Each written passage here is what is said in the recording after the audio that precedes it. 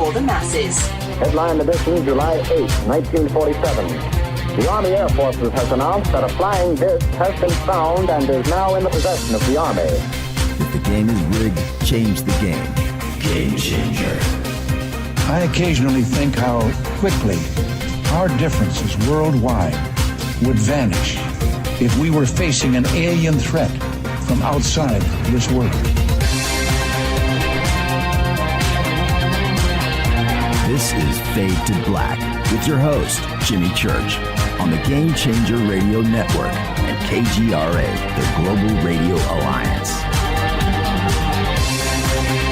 I need your help to get to the year 1985. You're listening to Fade to Black with Jimmy Church on the Game Changer Network.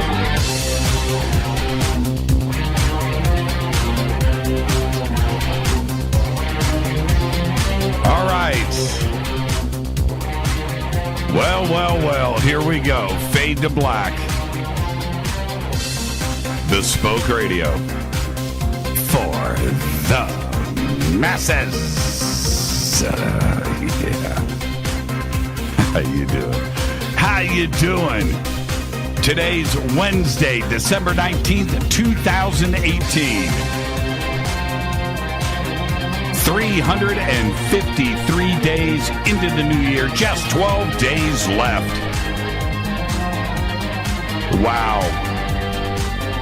We are live from a bunker somewhere in the middle of beautiful downtown Burbank, California. And I would like to welcome everybody listening all around the world, all across the United States. Hither and thither, to and fro, back and forth, up and down, east and west, north and south. Far and near. This is Fade to Black for KJCR, the Game Changer Network, and KGRA, the planet. I am your host, Jimmy Church. What is cracking, everybody? How you doing? How you doing? Wow, that's right. 5. The number is 5. That's right. Tonight is our 5th anniversary. And it's also our first day of year number 6. And for that, and our last guest of the year, all on the same night, is Richard bleepin' Dolan. That's right. What a great night we have in front of us. It's our last guest of 2018. And I've been saying this all week, as it should be. It's our 5th anniversary. You know, 3 things going on tonight, if you really think about it. It's our 5th anniversary. It's show number 968. It's the first day of our 6th year. And also, this is our last guest of the year. All of that, all wrapped up into one show. Our guest is Richard Dolan. He's going to be here at the bottom of the hour. And then tomorrow night is Thursday night, Fader night, and we'll celebrate. We'll take all of your phone calls tomorrow night, and we'll talk about all of that tomorrow night on the show. All right? Open lines. Teresa Yannaris, Divine Frequency on the airwaves will be here. Okay, now, follow us on Twitter at JChurchRadio. And I like that. 5, you caught that. That's cool. Follow us on Twitter. Hashtag F2B is the sandbox. You can follow me on Twitter at JChurchRadio. Also on Stellar, on Stellar.com. Head right over there. That is the social media network right there. On Stellar.com. Register, get registered. If you need a promo code, use my name, Jimmy. Simple enough. And send me a friend request over there, okay? And start posting your stuff and collect all of the knowledge that you desire, that you seek on Stellar.com. Of course, there is Facebook and there is YouTube. It's all easy to find, and you can go over to JimmyChurchRadio.com and click on those little buttons right now if you want to follow, like, and subscribe. Any questions or comments during the show tonight? Hashtag F2BQ. You can also email throughout the show, Jimmy at JimmyChurchRadio.com. All right, we've got a lot to get to tonight. Richard Dolan is our guest. And first, let's get to some breaking news. Pretty amazing stuff going on today. A report surfaced earlier saying that Facebook shared user data with more than 150 companies, including several large technology firms. And this is according to internal Facebook documents. Bing, Microsoft's search engine, was allowed to see the names of virtually all Facebook users' friends' accounts and friends without consent. This is according to the report, while Netflix and Spotify were given access to your private messages. Think about that for a second. Now, a 2011 consent agreement between Facebook and the Federal Trade Commission, the FTC, required Facebook to have a comprehensive privacy program and to get the express consent of users before sharing their data. Facebook replied today saying that the 2011 FTC agreement didn't require it to have explicit consent for sharing user data with these partners' platforms because Facebook considered them to be extensions of its social network, where users engage with their Facebook contacts. Think about that for a second. The FTC may make a move. There may be some violations in play. Think about that. At least 63 professional journalists were killed during doing their jobs in 2018. That's right, a 15% increase over last year. And this is according to the Reporters Without Borders. The number of deaths rises to 80 when all media workers and people classified as citizen journalists are included. It's incredible. The world's 5 deadliest countries for journalists include, for the first time, the United States. Unbelievable. All right, next week, Wednesday, the day after Christmas, which is December 26th, Fade to Black is having our annual holiday party at the world-famous Rainbow Bar and Grill on the Sunset Strip right here in Hollywood, California. So if you would like to attend, it's the day after Christmas, Wednesday.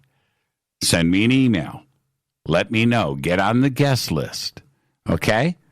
All right? You can go over to our Facebook events page and RSVP there too as well. All right? Now, we are expecting a couple of hundred people. You know, it's a holiday party. That's what we would like to see. That's what we're expecting. Now, open cash bar. It's a cash bar. Free admission. All you've got to do is show up, be on the guest list, drop my name, Fade to Black. You get into the Rainbow. We book the entire club, okay, which is a restaurant. You can have dinner, cash bar, all of that, hang out with all of the Fadernauts. Yeah, there's going to be some celebs there. It's going to be cool. Lots of researchers and authors from our community are going to be in attendance. So come and hang out with all of us. You're going to walk in and go, these are the faces I was expecting to see. This is really cool. And all of the Fadernauts that are here in California, we've got Fadernauts coming in from around the country. And you've been hanging out on Twitter, doing all of that, and now you can do everything in person, right? So that is next Wednesday night, December 26th, at the Rainbow Bar and Grill. I've been getting a lot of emails. I'm coming. We're coming. We're going to be there. Okay, so let me know. Let me know if it's going to be a +1, +3, all of that. Okay? All right, and we'll see you next Wednesday night. And then right after that, yeah, in February, come join us at the 2019 Conscious Life Expo right here in Los Angeles at the LAX Hilton. Now, we've been talking about this. This is a big event this time around. It's always big. There's 15,000 attendees at the Conscious Life Expo. It's a ginormous conference, and it's so cool to have so many awakened, enlightened people in one place. You just feel the vibe the second you get there. All right, but this year it's extra special because we are celebrating the 50th anniversary of Chariots of the Gods with Eric Von Daniken, and I will be hosting the panel on Friday night, the Ancient Aliens panel. Friday night, keynote opening panel, right there, setting off the weekend. Friday night with Eric, Linda Moulton Howe, Jason Martell, Billy Carson, and David Wilcock. So get your tickets and get them early, okay? Get them. It's going to sell out. George Norrie, Nassim Haramein, Robert Schock, Daniel Brinkley, Grant Cameron, Julia Mossberg, Teresa Yannaris, and another 50 speakers will be presenting this year at the Conscious Life Expo. Click on the banners over at jimmychurchradio.com. You can go get your tickets and a full conference schedule right now. Okay. All right. Now, Hoffman's Optics. Yes, they make our Area 52 Jimmy Church model night vision goggles. They do that. They've got a great product line over there. I have gotten so much email this week about Christmas gifts and things, and okay, nothing like procrastinating. I do the same thing, but you've got to go to hoffmansoptics.com. hoffmansoptics.com. Contact Alec. Everything is there, the full product line, and the new Gen 4. Think about that, right? Blue night vision. Night vision, Gen 4. You've got to check these out. Okay, so go to hoffmansoptics.com. Get yours now, okay? And you can go see, right? Your very own green chrome balls. There you go. All right, don't forget to subscribe to our podcast. It's just $2 per month, updated every single day, over 900 archive shows right there, all the apps that you need. Click on the podcast banner over at jimmychurchradio.com. You can also become an official Fade or Not over in our membership section of jimmychurchradio.com. Get everything that you want. You can get downloadable, commercial-free archives, updated every single day. You get a personal email to me. You get the bunker cam. And if you want to go full on to the Game Changer, renew your subscription, do all of that, autographed shirts and hats. It's all right there in our membership section at jimmychurchradio.com. All right, let's get the show cracking. It's our 5th anniversary. Today is the first day of year number 6. Oh, man. And we only do this once a year, right? So I can say it a few times tonight. Let's get the show cracking. Happy birthday to today. Jake Gyllenhaal is 38 years old. Donnie Darko. That's it. Watch Donnie Darko. I did it again. Rita, it was so funny last week. I'm like, you know what? I'm going there. And the reason why I did, I had just listened to, I think it was Tears for Fears, right? I was like, man, you know what? I want to watch Donnie Darko. Rita's like, really? I said, yeah. And we did. We watched it start to finish last week. What an amazing movie. Jake Gyllenhaal today is 38 years old. His sister's in that movie, too, as well. Chris Angel, Mind Freak, today is 51 years old. Our dead guy's birthday today, Edith Piaf, 1915 to 1963, died so young at the age of 47. French singer, songwriter, cabaret performer, and film actress. Noted as France's national chanteuse and one of the country's most widely known international stars, best known for her Grammy Hall of Fame inducted classic, La Vie en Rose. She was raised by prostitutes who worked at her mother's brothel. She worked as a street singer after having her first daughter when she was just 17 years old. And although she was denied, listen to this, she was denied a funeral mass by the Cardinal Maurice Felton because of her lifestyle. Her funeral procession drew tens of thousands of mourners onto the streets of Paris, and the ceremony at the cemetery was attended by more than 100,000 fans. But then, on October 10th, 2013, 50 years after her death, the Roman Catholic Church gave her a memorial mass in the Saint Jean Baptiste Church in Belleville, Paris, the parish that she was born. There you go. Happy birthday, Edith Piaf. On this day in history, 1972.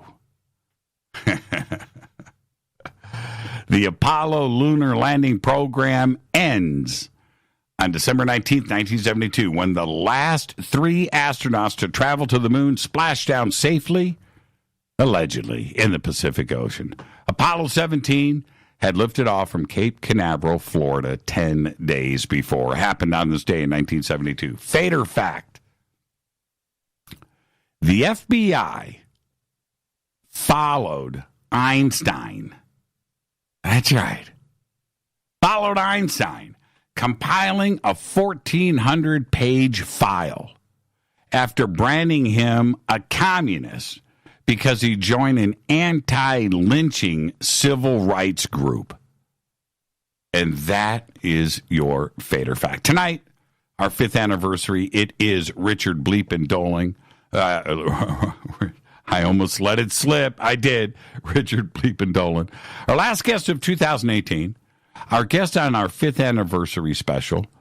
And on top of that, he's Richard Bleepin' Dolan, and he's our first guest of our 6th year. Tomorrow night is another Fader night with Teresa Yannaris and Divine Frequency on the airwaves, followed by Open Lines all night long.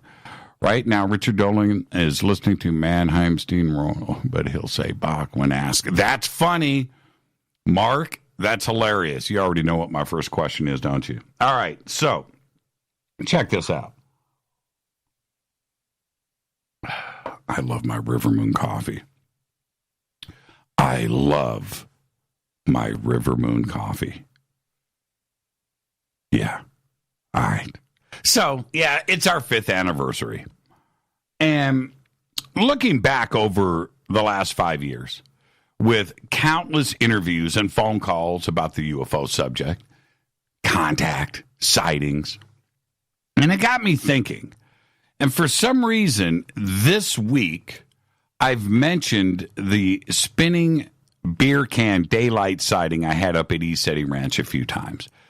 And earlier today, I watched James Gilliland's latest video. It's called Contact Has Begun. And he did it with Peter. And in the video, I recount the sighting. Now, it's kind of weird how the universe works, right? It's just weird how synchronicity happens. But I did mention it a few times this week. And I did it with Alexis Brooks, too, as well. For some reason, it just came up. And then, the new video was released today, and I peeped it out, and there I am. I didn't expect that, but there I am talking about this sighting, right? And the more that I think about it, the more incredible it becomes. And I'm talking about that sighting, a daylight sighting. You see, night watch is one thing. Going out there with the night vision goggles, that's one thing. It's incredible, right? It's truly amazing. And I get that. But when you have a real daytime sighting with witnesses, well, that is special. And it is also the Holy Grail. It's big league stuff. I have talked a lot about the green chrome balls and the blue Zorro Z. We've seen these things, and these sightings are incredible. And I've had a lot of them. I've had some with Richard Dolan, and it's really cool. But a daytime sighting, right? And for some reason, I can't get it out of my brain this week. I see it. It was only 15 seconds long. That's it. 15 seconds, which is actually an eternity when you think about it. But it was at 3 p.m. with a perfectly blue sky. With the direction it was heading, it shouldn't have been 15 seconds long. It should have been like 5, 10, maybe 15, 20 minutes long of viewing going across the sky because it was moving slow. But it just decided to disappear. But here's the thing. I still can't get over the shock. I can't. When it first appeared, it was like, what? You don't expect anything like this to happen. And I need to stress this with you. Right? When you least expect it. You know? And this is what's most important to me. It wasn't moving fast. It was huge. It was perfectly in focus, and it was lit up by the sun. I saw everything. And because it was moving so slowly from west to east, I was able to look at it. It wasn't a streak. It wasn't a flash or something that just blasted by for a second or two. No. This was, at first, you need to understand, it was huge. And second, it was just cruising. It was just, it's like this. Like that. Just cruising. It made itself visible. That's the only way I can look at it. I wish that I was able to see it disappear. I didn't see it. I remember looking at it through the binoculars, right? I'm at this table, picnic table, and I had a tripod with my binoculars mounted to it, these huge, ginormous Celestron binoculars. And I was just looking at the mountain. So when this is going on, I look down into the binoculars, and, I'm looking. And then I go back off, and I can still see it, right? I'm like, wow, and everybody's talking, and we're looking. And I go back, and it's gone. And I was like, where'd it go? And I went to move it, and it's not there. And I come up, it's gone. I didn't see it disappear. Where, so to say that it flew away, didn't see it. Did it just dissolve into nothing? I didn't see it. Did it just blip and disappear? I didn't see it. I didn't see it disappear. I didn't see it fly away. I didn't see what happened to it. And here's the thing. Although I still can't get over the shock, right, of it, because I didn't get to see it, end. I didn't get the resolve. I didn't get to finish, and I went back to the binoculars. It's gone. The moment has passed, and everybody around me, as I'm just, I'm bummed. You go from this adrenaline to this. Everybody is saying, it's gone. It just disappeared. I looked up. It's gone. It's just a clear blue sky, and the spinning beer can just apparently left as quick as it appeared. And here's the other thing that needs to be understood when we talk about this. I was looking up at the top of Mount Adams for about 15 minutes before this thing happened. And the object did not show itself from the left, right? I've got the mountain in front of me. It appeared over here. It didn't come across the sky and fly behind the mountain. That's not what happened. Okay, I was looking at the mountain. I was looking at the birds. I was looking at everything around it. It just appeared on this side, on the west side, or on the east side of the mountain. There was nothing on the west. It appeared from behind the mountain. I can't explain it. I just can't. It's just the way that it happened. I had a full view of everything on both sides and above Mount Adams. And what did it look like? Again, if you hold up a beer can in front of you, you hold up I don't have a beer can in the studio. You would think that I did. Oh, you know what? This is a better example. Here. Okay. Fade to black. Cold press. Imagine this. And you know what? This is a pretty good example. It had a silver circle right here, had a silver circle, and it was going like this. So I could see this, and then it was black, and then I could see this thing, and that's how everybody knew it was spinning, because we could see this. So imagine that spinning at about this speed, just 200 feet tall, I don't know, 300 feet tall, I don't know how, but 14 miles away, and it's just cruising. And that's what it was. That's what it looked like. There's no wings, there's no propellers, there's no lights, there isn't anything. It's not a balloon. It's this. And then it just disappeared. So it was in the middle of the day. The sun was perfect. I could see everything. It was just in focus. It was unbelievable. And I'm so glad that we had all of the witnesses at that moment. Because when you see something like this and you're alone, it's just a story. It's a good story, but it's just a story. All of us had witnessed the Holy Grail, a real daytime UFO event. Incredible. All of the night vision, all of the other things that I have seen, the black triangle and the photograph, and, okay, all right, great stuff. And I can't take anything away from any of that. It was just amazing. But this, I'm trying to explain it to you so you can understand. It was incredible. And I just keep going back to that moment. That moment. Looking in the binoculars and I'm looking at the top of the mountain, it's brown, and, the blue sky back of it, and just came out, spinning. Yeah, incredible. That's why we do this show. And when you hear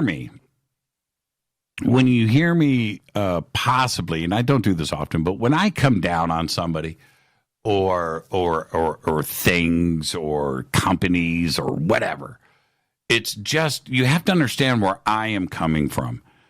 If you have evidence and you don't want it, you claim that you have it and you don't present it, I've got issues with that. I need to get the answers. I need to find out. I want to know what this was. And I'm depending on things and disclosure, to break out, So if you've got evidence, don't say that we can't handle it. Just present it. That's number one. Number two, if you do present something, you're at a conference, you're in a video, and you show something on the screen, and you're bringing this forward, make sure that it is correct and that it is authentic and that it's real. Because I'm looking for these answers. I have come forward. I have spoken about this. I have witnesses out there that are sitting beside me that have seen these things. And we want these answers. So that's why I am critical. I'm not out here faking it. I'm not out here phoning it in. I want these answers. And here we go. 2019 is here. We're going to start our 6th year on this broadcast, and it is my mission for this community to get these answers. This is Fade to Black. I'm your host, Jimmy Church. Tonight, our guest is the one and only Richard Bleepin' Dolan. And I'll be right back right after this short break. We're going to kick this night off, and it's going to be all that. I can feel it. 5. I'll be right back. Stay with us.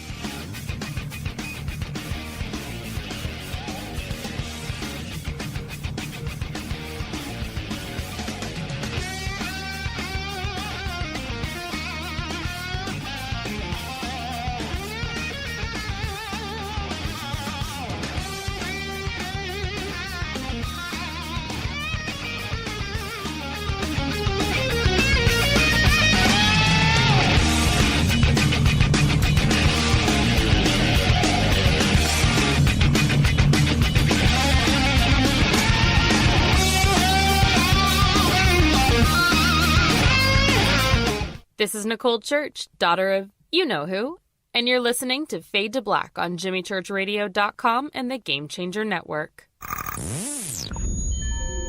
You're listening to Jimmy Church, Fade to Black. Fade to Black will now pause for alien identification. The station that talks the net. KGRA Radio. When you take the beans from Central America with dashes of Indonesian and African mixed in and then roast it to the dark side of Fade to Black, you create the ultimate brew of fringe. Introducing the Fade to Black blend from Rivermoon Coffee. Yes, Rivermoon's darkest customized roast was created for the love of Fade to Black. The alchemy of masterful roasting and smoking the beans is in every sip of this full-bodied, dark Java. I need my coffee dark, deep, with distinct bittersweet chocolate highlights, just like the bunker. Leaning further into the darkness of the roast is Fade to Black blend from Rivermoon Coffee. Just click on the banner at jimmychurchradio.com and use the promo code F2BBLEND for 15% off of your order today. Go Beckley Teppy. This is Jimmy Church of Fade to Black, and you can get our podcast for just $2 per month. All you have to do is click on the podcast banner over at jimmychurchradio.com. Hi, folks. It's a holiday season with hope in the air. Things to look forward to and no time for despair. Health can be a challenge, and so can the mail. So Get the Tea wants to help you by giving you a sale. Buy 2 months of Super Tea and get 1 month for free. No limit. That's buy 2 months of Super Tea and get 1 month free. That's a savings of $35. Where? GetTheTea.com. That's GetTheTea.com. Scroll down on the front page and find the buy 2, get 1 free ad. Click it and save. Orders over $100 get free shipping. Send the gift of life. Change tea at GetTheTea.com. We have many, many non-GMO organic supplements just waiting for you. This holiday season, enjoy health and Thanksgiving with GetTheTea.com. Want to call us? 928-308-0408. That's 928-308-0408. GetTheTea.com is a proud sponsor of Doing What's Right. That's GetTheTea.com. 9 out of 10 geneticists agree. Fade to Black is not your father's radio show on the Game Changer Radio Network and KGRA, the planet. Do you want to lose weight but have no idea where to begin? The Fast Start Diet, a 3-day weight loss plan, is the answer. 3 days of nutritionally balanced, calorie-restricted meals delivered right to your door. No shopping, no measuring, and no cooking. Everything is prepared for you and ready to eat at home or on the go. The Fast Start Diet has all the amazing benefits of intermittent fasting without starving. We've helped thousands of people who have struggled to reach their weight loss goals. Isn't it time we helped you? With the Fast Start Diet, you'll lose weight and feel great. Find Fast Start Diet on Amazon or go to faststartdiet.com and use promo code TALK to get 10% off your first box. And as a special bonus, Fast Start will include their #1 rated Lipo3 appetite suppressant spray free with your order. This is Jimmy Church. And whatever your diet plans are, do what I did. Go to faststartdiet.com. Hi, this is Rob Reiner from Anvil, and you're listening to JimmyChurchRadio.com. What's up? I'm Chris. What up? This is Kyle Massey, and you're listening to Jimmy Church Radio.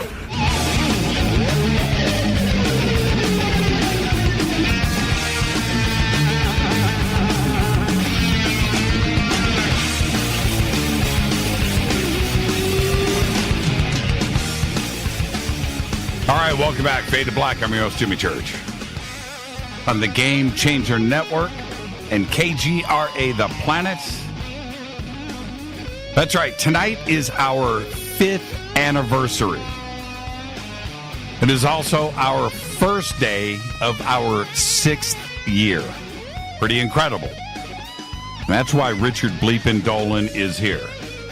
Richard is also our last guest in 2018. So it's a pretty incredible evening, and everything is as it should be. And I would like to welcome back to Fade to Black, Richard Bleepin' Dolan. Richard, good evening, man. How are you? Hi, Jimmy. It's a pleasure to be here and an honor to be your last guest of the year, first guest of your 6th season now. Yeah, wow. Crazy, huh? Crazy. So, yeah, thank you. Crazy.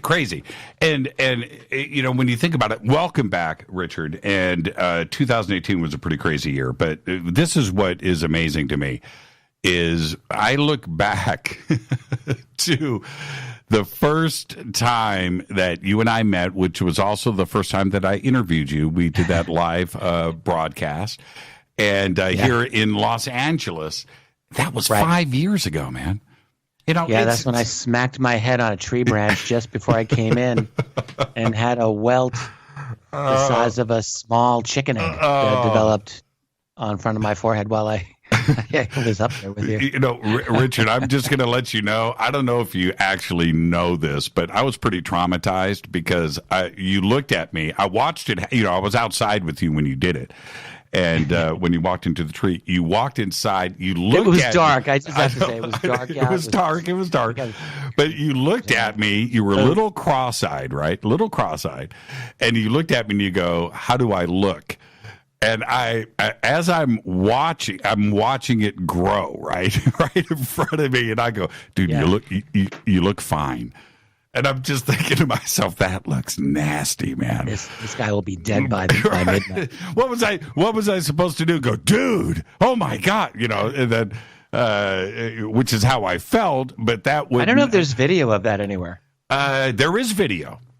But see, the thing is, we caked on the makeup. Remember, I do, yeah, vaguely, yeah. Right. We had to. Oh man, what a night that was! But anyway, here we are, 5 years later, and wow, just an incredible ride. You've been along with this for all of it. So thank you for your support and friendship and all of that. It's been incredible. Absolutely. Now, okay, first question of the night. I know this is going to come as a surprise to you. Last song you listened to today, you rock and roller. Oh, man, I hadn't thought about this. I'm not buying that. I'm going to tell you what I've been listening to a lot lately, and I have a feeling the one that's in my mind. We've had a lot of Christmas music on, a lot of jazz crooners, and I'm just going to say Dean Martin, "Let It Snow." Oh, God, very nice. Very nice. It's a great one. And it's certainly, I don't know if it's the last one, but it's like in my head, and we've been hearing it a lot, and I know it's been very recent. Yeah, mine. So that's what we're going to go with. Mine today, I'm going to admit, I'm just going to say it, Burl Ives. And he's on all the time. He's on all the time, and I'm listening here in LA. Which one though? There's the Frosty, the Snow. Have a holly jolly Christmas. Have a holly jolly Christmas. Of course, Of course. And so I came home. I was out doing some stuff, and I came home, and Rita was in the kitchen. I came in singing that song, and she just spins around. Stop. Just it's stop. A great song. No, it's not that. It's my voice. Man, it'll curdle milk. So anyway, but yeah, Burl Ives. Anyone makes that song sound good. Jimmy, you could make it sound good. I believe it. I sang with you one time. I remember. Yes. And you can do it. We hit, one solid, it was a good thing it was the last note too. But we just found that harmony, and that's right. Okay. We sang Happy Birthday. Well, I'm glad you sang some Burl Ives. I'm very happy. Okay, now it's a good song. And it's wonderful. Tonight, I want to talk UFOs, and the reason why you and I enjoy your research and talking about your research and getting that out of you, which is. Based on history and Washington and of course, AD after disclosure and documents and false flags, and you're a historian and it's a great zone to get into, to get educated. I get that. But I've never, we've had sightings together. We've done a lot of things, but you and I have never really talked UFOs, right?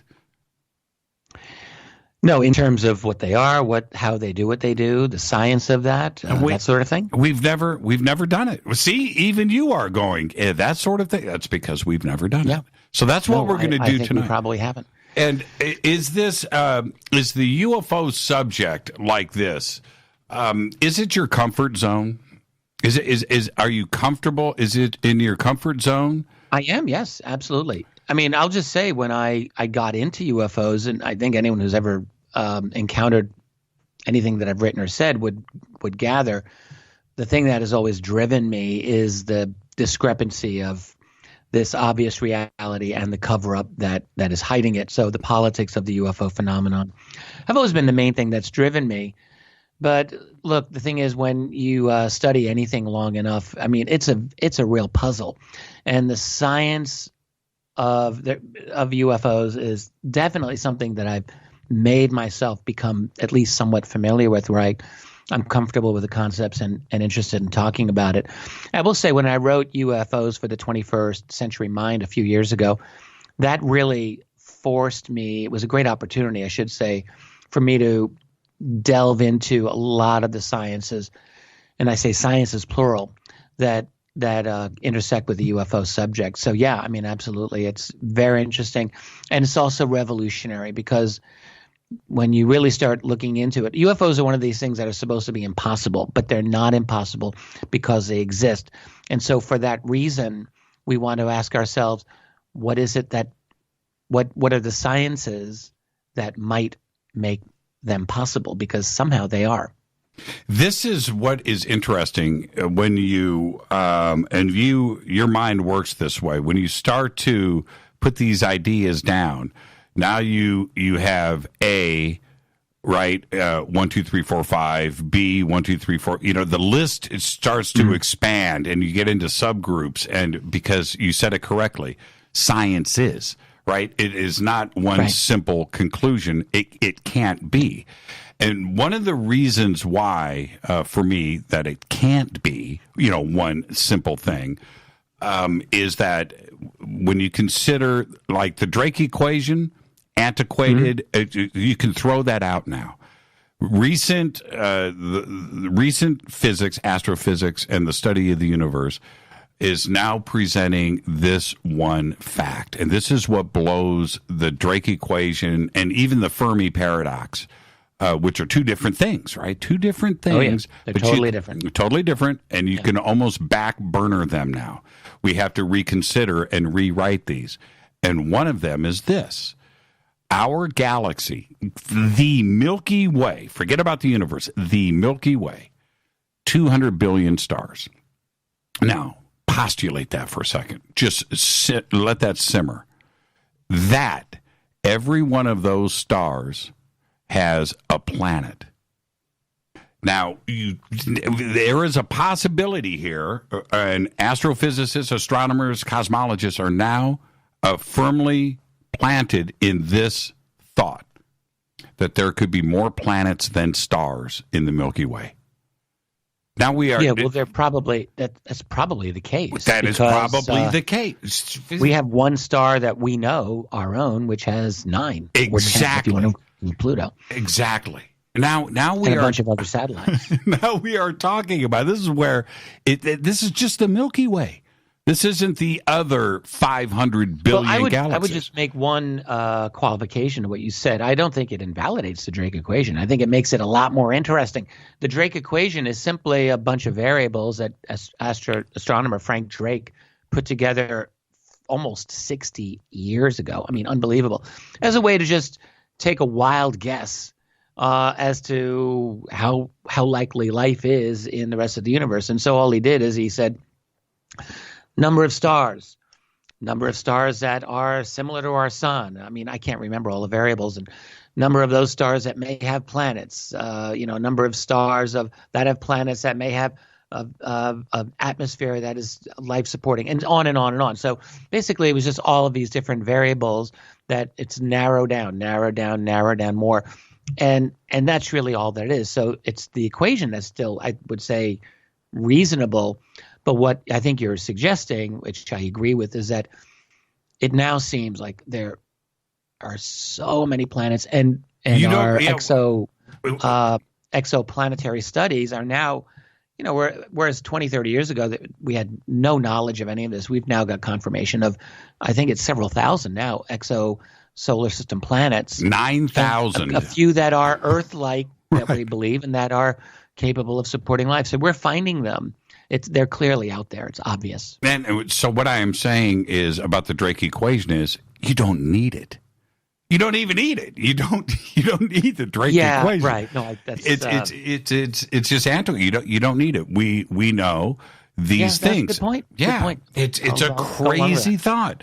And so now science is, right? So when we take this basic fundamental number, it could be, crazy number, right? 100 billion planets. And it took us 4.5 billion years, the Earth, to get to where we are today. How many of those planets? Well, the majority of them and stars are at least that old. So how many different civilizations are aware of us? Not specifically Earth, but they're out there doing what we're doing, Richard. They're out there exploring. I think so. Right? I firmly believe this, yeah. And so Earth is just this is where I get a little bit nuts with this. Earth is just another planet that is cool, right? There is another 50 billion rocky planets out there with water on it that are probably more paradise-like than our planet. Yeah, what's interesting? It's like you can think of Earth. There's a difference in saying there might be like another 3 or 4 or 5 planets like Earth that have life just like us. But when you think, what if there's a billion? What if there's a trillion other worlds like our own? Then it gets really kind of crazy. It gets nuts. And is that the case? Well, first of all, we don't really know yet. But look, it does seem more and more that there are probably a lot, probably a lot. Just the way, if the universe is consistent in its chemistry and in the physics, which there's no reason not to think that, there's probably many, many other opportunities for planets comparable to Earth to have been created, and then for life like ours. There's still the other side of it, by the way. Let's not forget. There are scientists who will say, for example, we are unique. Why are we unique? And they'll say, we have the moon. And then they look at the moon and they say, the moon is a very unusual satellite. The moon has stabilized a lot of life on Earth, and experts can tell you all the reasons why. And there's, I think, probably a lot of truth to that. But nonetheless, are we really to think that life can't evolve to an advanced degree on planets that don't have a moon, just like ours? I'm guessing they can. Yeah, it's a numbers game, just like the Drake equation. It's a numbers game in that you and I, if we sit with a deck of cards and we play a card game. I don't care to pick the card. We play poker, right? And we shuffle those cards and deal out some hands. Eventually, I don't know how long it would take, but we will deal and have an identical deck where we will deal identical cards. And it's the same thing with the universe and our Milky Way. It's a numbers game. Somewhere out there, Richard, there are dudes doing a radio show named Richard and Jimmy talking about other planets out there. Right You're now. Freaking me out, man. I know, right? Time to do a bong hit. But that's really what we're dealing with here.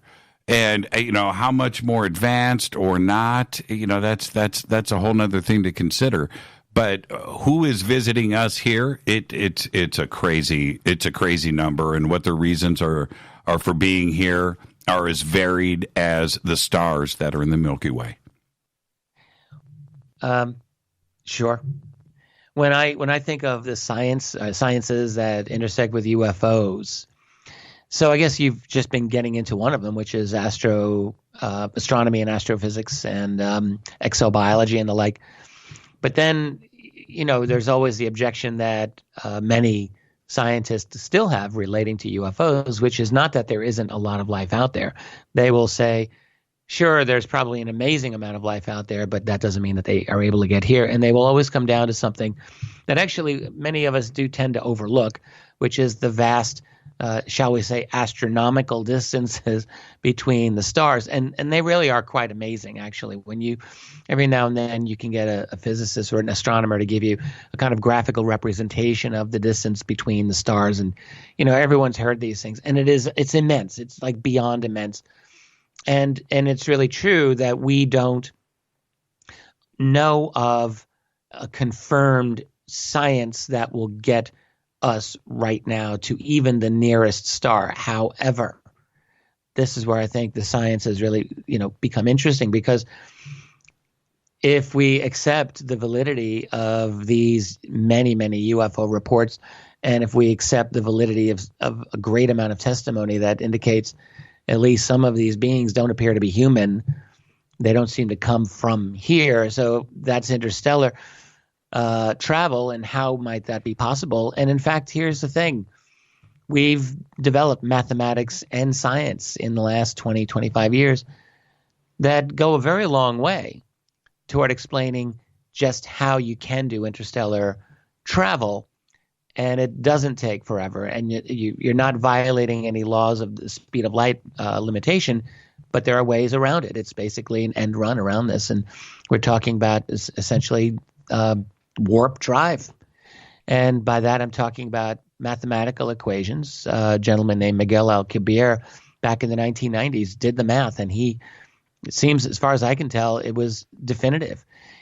He developed the theory of warp drive, which is to create a disturbance in space-time. You're in a craft, and you need a sufficient amount of energy to do this, but if you're able to, you can shrink space or space-time in front of you, extend it behind you. You're in a kind of space-time bubble. And so it's a distortion of space-time would therefore propel you, or actually more accurately, your spaceship forward like a surfer riding a wave. Within that bubble, you're not breaking any laws of physics, but what you're actually doing is you're warping space and time while you're at it, because space and time are a fabric. Now, the biggest problem with that mathematics, which again appear to be totally sound, is that scientists have said, well, we have no idea how to generate that much energy to warp space-time. But now I'm hearing, I think it was a paper by physicist Eric Davis. Recently, he's associated with Hal Puthoff. He was working with Bigelow, and we're on the NIDS ranch back, the Skinwalker Ranch in the 90s. But Eric Davis, if I'm not mistaken, has suggested that there may be ways of generating the amount of energy, and it may not be as much as we had thought. So whether that's true or not, I don't know. But it seems to me that our scientists are definitely moving ahead. That's just one fascinating science. That is the science of interstellar travel. And what amazes me is that you've got this phenomenon, we call it UFOs.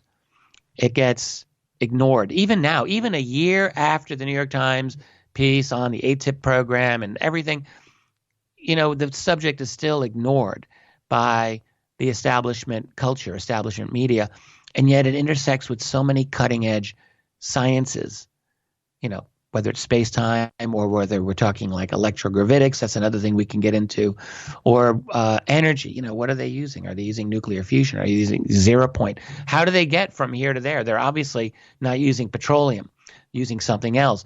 And dimensions, string theory, all of these things have their connection in one way or another to UFOs, even entanglement in consciousness.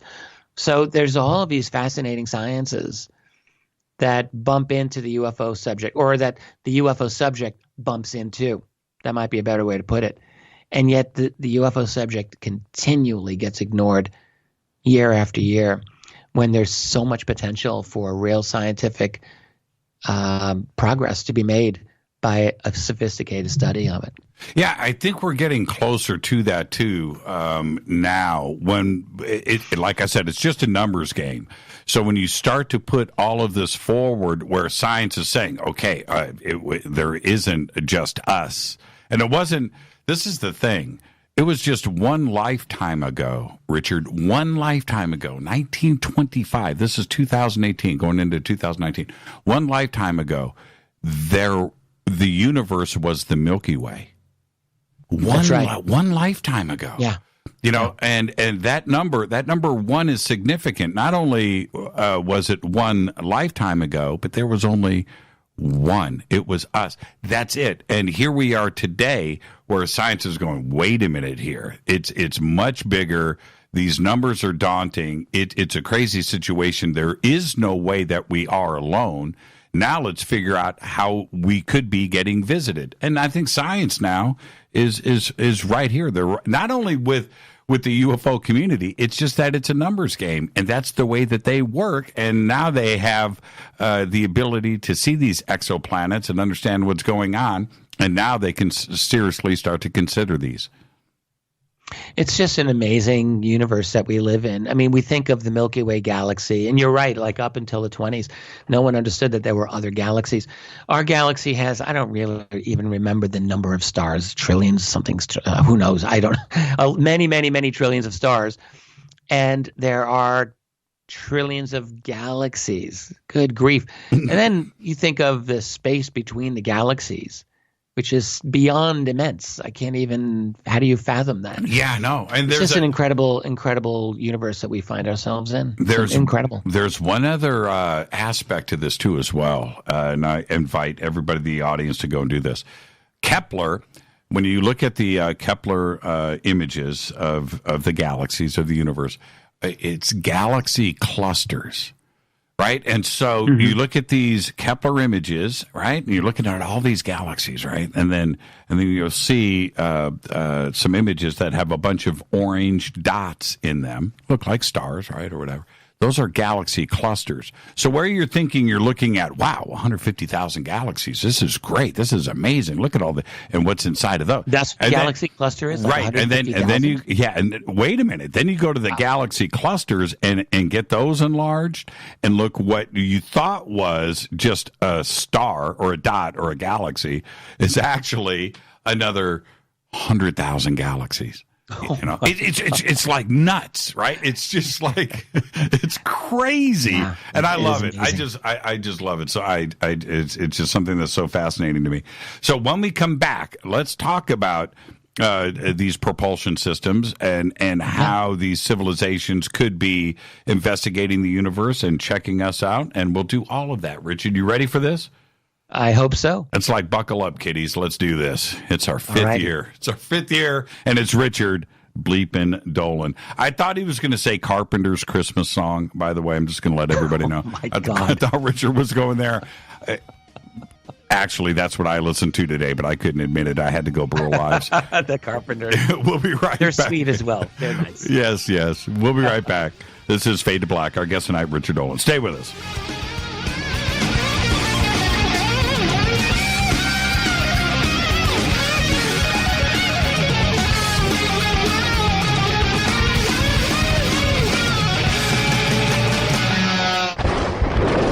This is Fade to Black with Jimmy Church on the Game Changer Radio Network and KGRA, the Global Radio Alliance. This is KGRA Digital Broadcasting Station, Salt Lake City, Utah, Van Buren, Arkansas.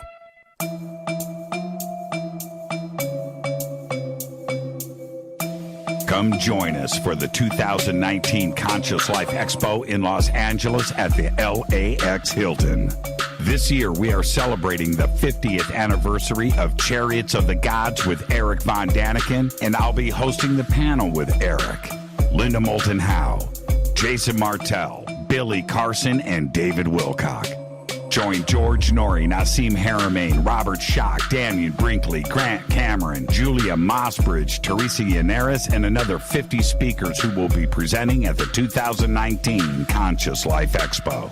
Just go to ConsciousLifeExpo.com for tickets and a full conference schedule, or click on the CLE banner at JimmyChurchRadio.com. Go back, Lee Tappy. Folks, this is very important information. What's to be said about CBD? AncientLifeOil.com. Our CBD is made from hemp and has 0.003 THC, which means this wonderful product won't get you high, no matter what amount you take. What does CBD do for the body? My hands are tied. But you can Google CBD benefits and be astounded. When you're finished reading, you'll want to log on to ancientlifeoil.com. That's ancientlifeoil.com and purchase. Life is good when you feel good. People are tired of pain. People are asking for non-GMO organic products to help them with you fill in the blank. Legal in 49 states, and again, our CBD is made from hemp. Ancient Life Oil is about helping people one by one by one. If you wonder how good the product is, the CEO takes it every day without miss. AncientLifeOil.com. That's AncientLifeOil.com. Have a great day. Hello, I'm Katie, and you're listening to my main man, Jimmy Church, on JimmyChurchRadio.com. Hi, this is Ray Hobbs here, repping the planet, and you're listening to my good friend, Jimmy Church, Fade to Black, on the Game Changer Network and the KGRA digital broadcast station. This is Toby Kebbell. You're listening to JimmyChurchRadio.com. Don't hurt me, Jimmy. I'm only little. Hey, I'm Adrian Grenier. And this is Ari Gold. We're the Honey Brothers. We are of the Honey Brothers. Hey, I'm Adrian Grenier. And I'm Ari Gold. We're the Honey Brothers. And you're listening to Jimmy Church. The Revolution. Reclaim your active lifestyle with Angioprim. Angioprim is the original liquid oral chelation supplement. Chelation helps remove toxins, heavy metals, and cholesterol in your veins and arteries that can cause blockages. Scientific research proves the active ingredient in Angioprim has superior oral chelation action that helps promote cardiovascular health. Find out more. Go to angioprim.com. Talk to a trained consultant by calling Angioprim toll-free 877-882-7221. This is Jimmy Church of Fade to Black, and you can become an official Fadernaut by just going to our membership section at jimmychurchradio.com.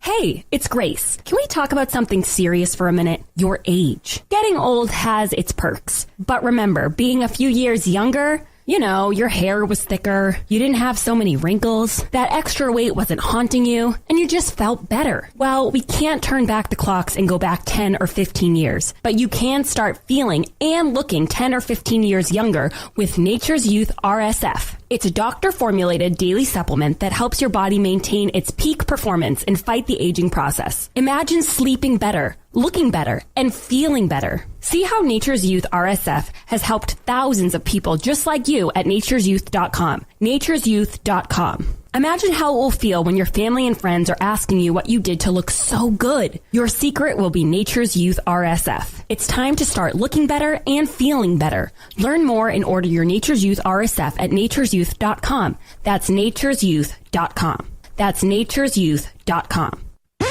Hello, this is Serena Wright Taylor from Conscious Life Expo, and you're listening to Fade to Black with Jimmy Church, who holds the Lucky Pony record for the best astrological chart since 1963. True story. This is Micah Hanks of the Gralien Report, and you're listening to Jimmy Church on Fade to Black, across the globe on the Game Changer Radio Network and the one and only KGRA Radio, The Planet.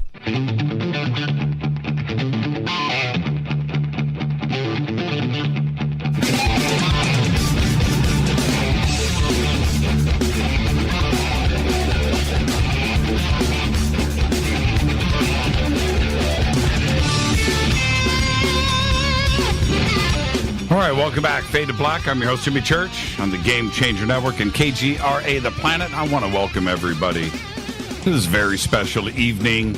It's our last guest of the year, Richard Dolan. It's our 5th anniversary. And it's a very cool night, and I do want to thank Richard for doing this during the holiday season once again. And Richard, okay, so talking about the signs of this, I'm going to get to this point as quick as possible.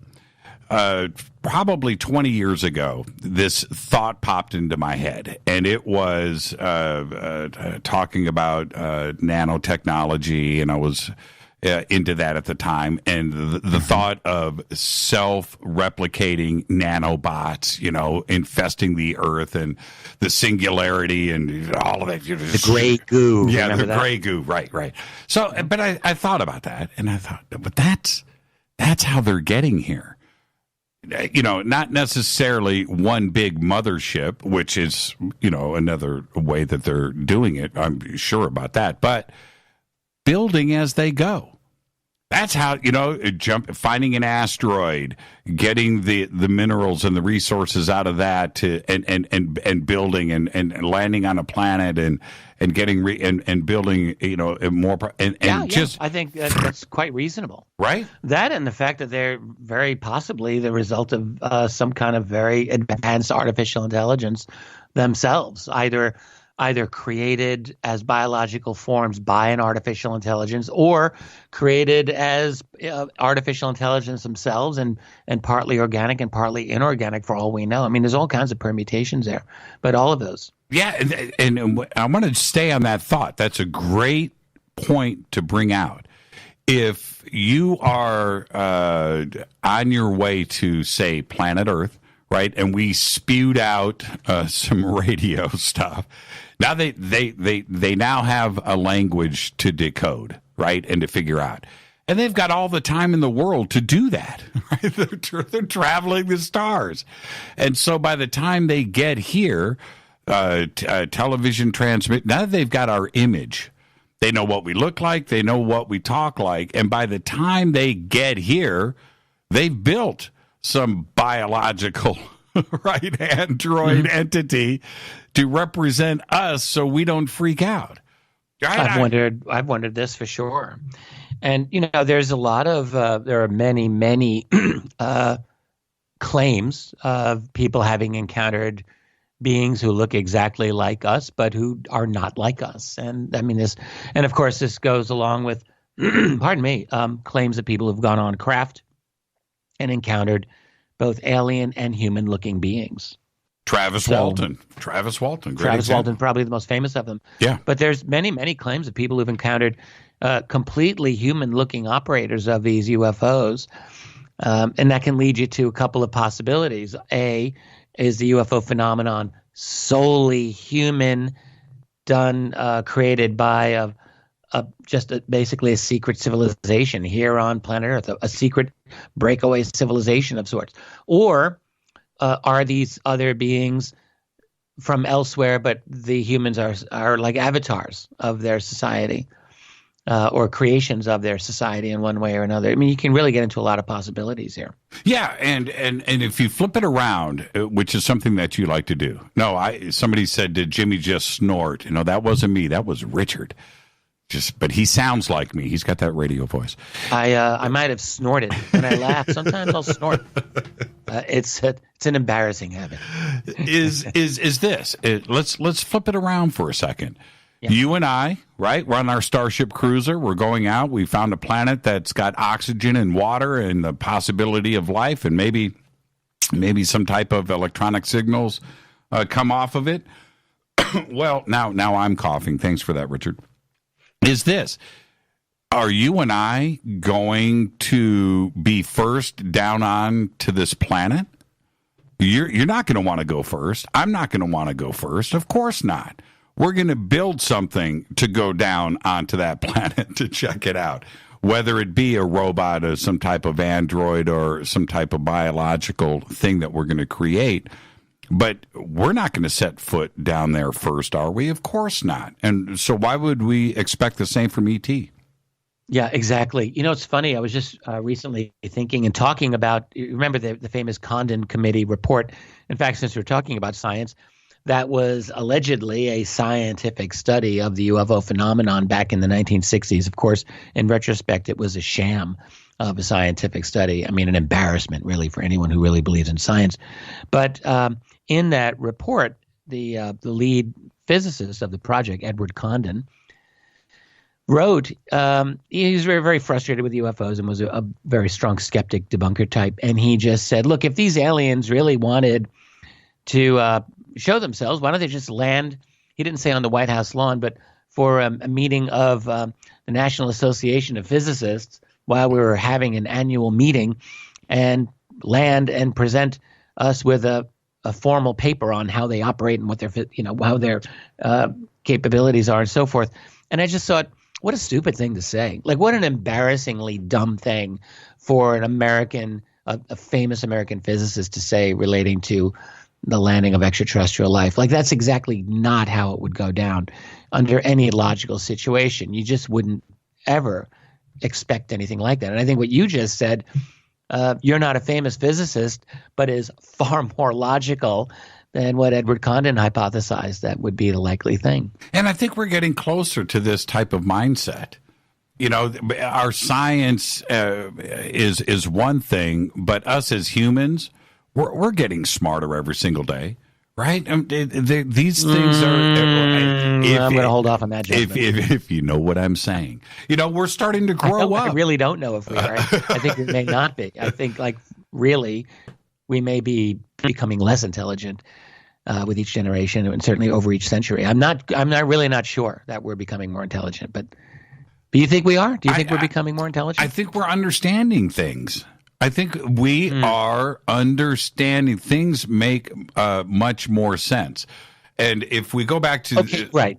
Yeah, our leading science is doing a pretty good job at figuring things out. I'll agree with that. Yeah. You know, I think we're just getting a little bit smarter. That's all. We're growing up. You know, if we look at all of humanity, you know, going back, let's go back 150,000 years, and to where we are today and where we have come in the last 100 years. You know what? That makes us like 8 years old then. You know, we're just getting, you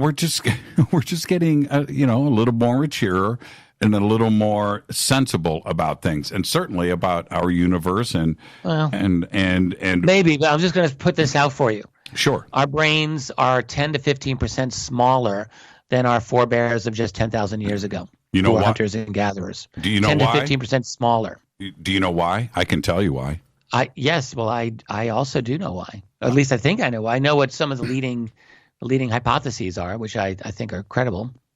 Okay. I'll give you my theory if you give me yours. Okay. Who's going to go first? I'll go first because I'll inflame Why everybody. Are our brains smaller than our hunter-gatherer forebears of just 10,000 years ago? Vegetarians. That's right. I said it. It's our diet. Yeah, no, you may be onto something. I think that's part of it. Yeah. Sugar and protein. Red meat. Oh, well, now that's sugars are fairly recent, a very recent addition. And that's why. That's right. Last couple of 100 years. That's right. Basically. Hold on. It's this. What got us here, our development to right here, right now, were a couple of things. One, we ate red meat forever. Okay, it wasn't until 10,000 years ago where we developed the ability to break down starches in our mouth. That's right. Okay? Yeah. So that was the beginning of the degrading of the brain. I agree with you. So we're on it. I just read this really cool book earlier this year called Against the Grain. Isn't that an interesting title? By I think he's over at Yale, named James Scott. And I've talked about him a lot this year. I wonder how he thinks about having a UFO researcher really into his book. But anyway, be that as it may, he makes this argument. Essentially, the amount of mass that we've lost from our brain is equivalent to someone taking an ice cream scoop to their brain and removing that amount, and then you get our brain. Like, that's actually how much they've lost. And it's partly the protein or the meat thing. I think that's true. But I think even in a more general sense, it's, you know, when we think of how we domesticated other animals, like the sheep or like the dog or like goats, well, we've also, he pointed out, similarly domesticated ourselves as a species, because it's not simply that our brains are smaller. We have 20% less bone density. We have less muscle mass. Our best athletes today would be totally run-of-the-mill 10,000 years ago. It's an amazing thing. Now, scientists today will say, well, yeah, we have a smaller brain, but it's better organized, which is like, that's first of all, who really knows? Secondly, that's a pretty lame booby prize if you really get down to it. Like, oh yeah, we're better organized. It's a smaller brain. So I think what it means is that the hunter-gatherers had much more to do with their brain actually than we do. Like, they had to be on their game every single day. You had to know where the birds are migrating, what time of year they're migrating, where are these animals going to migrate from here to there, and how do you organize yourself to be able to capture that amount of food and so forth. Like, it's really amazing the amount of planning and coordination that had to be done in that type of society, and with sedentary agriculture. So it's partly diet, but partly just the way that we live in these societies. Certain types of skills are not needed. Yeah, the brain never shut down. It never shut down back then. You had to survive. Sleep. Nighttime was about surviving. It wasn't about relaxation. You had to figure out how you were going to make it through the night, right? So your brain never shut down. It was focused on survival and expanding your family, right? and eating 24/7. It was constantly thinking.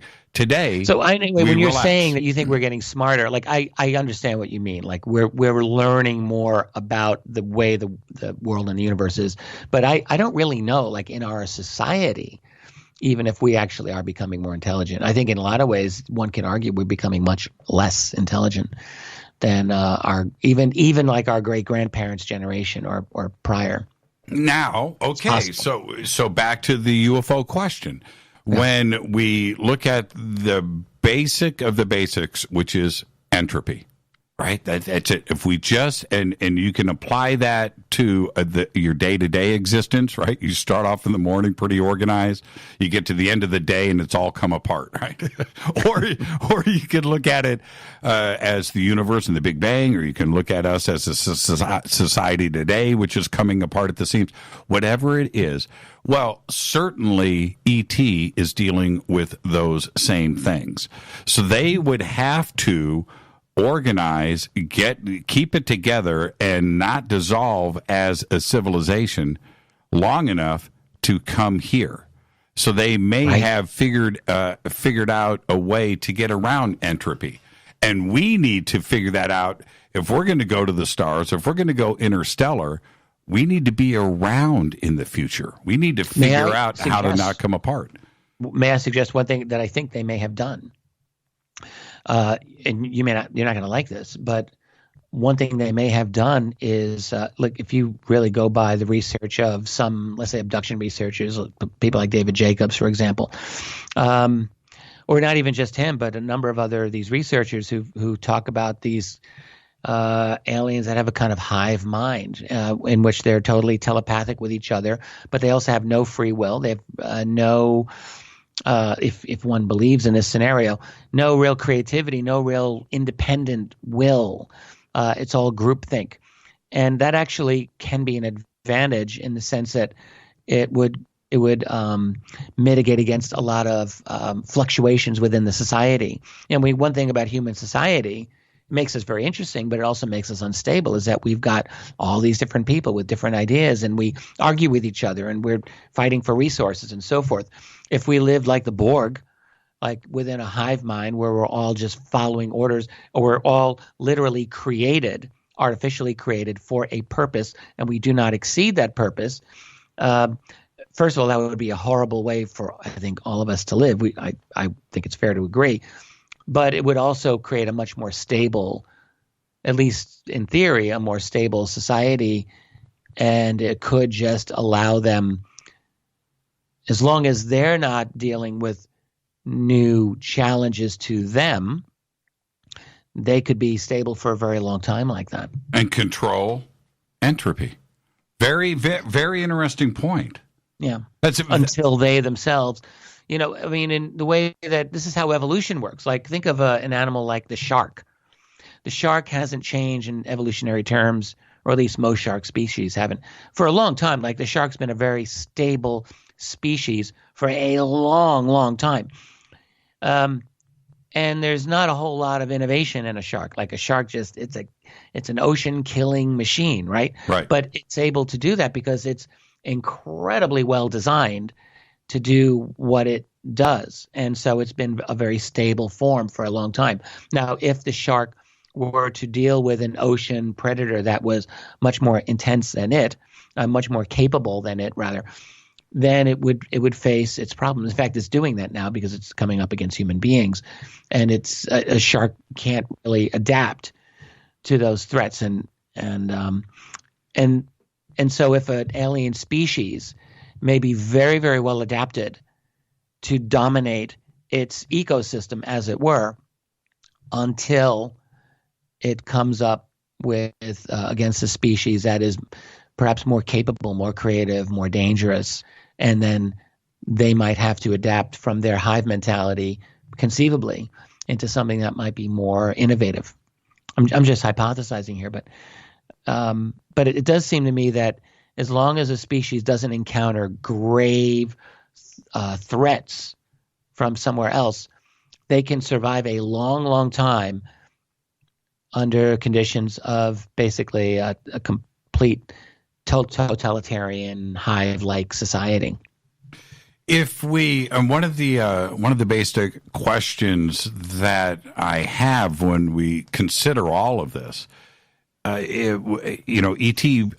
civilizations that are out there, which are probably in the tens of millions. It's not 1, 2, 3, 4. It's an extraordinarily large number that has been reproducing and interstellar travel and taking over planets and moving forward and expanding, just like we do here on Earth. That's what we do. We go and occupy new land and we do that. We grow. Well, if that is the case, why haven't they done that here? It's like this weird situation where obviously we're monitored. They are obviously here. They've been checking us out. There's been enough communication and evidence of this for millennia. Why haven't they done that here? Or they just haven't arrived yet.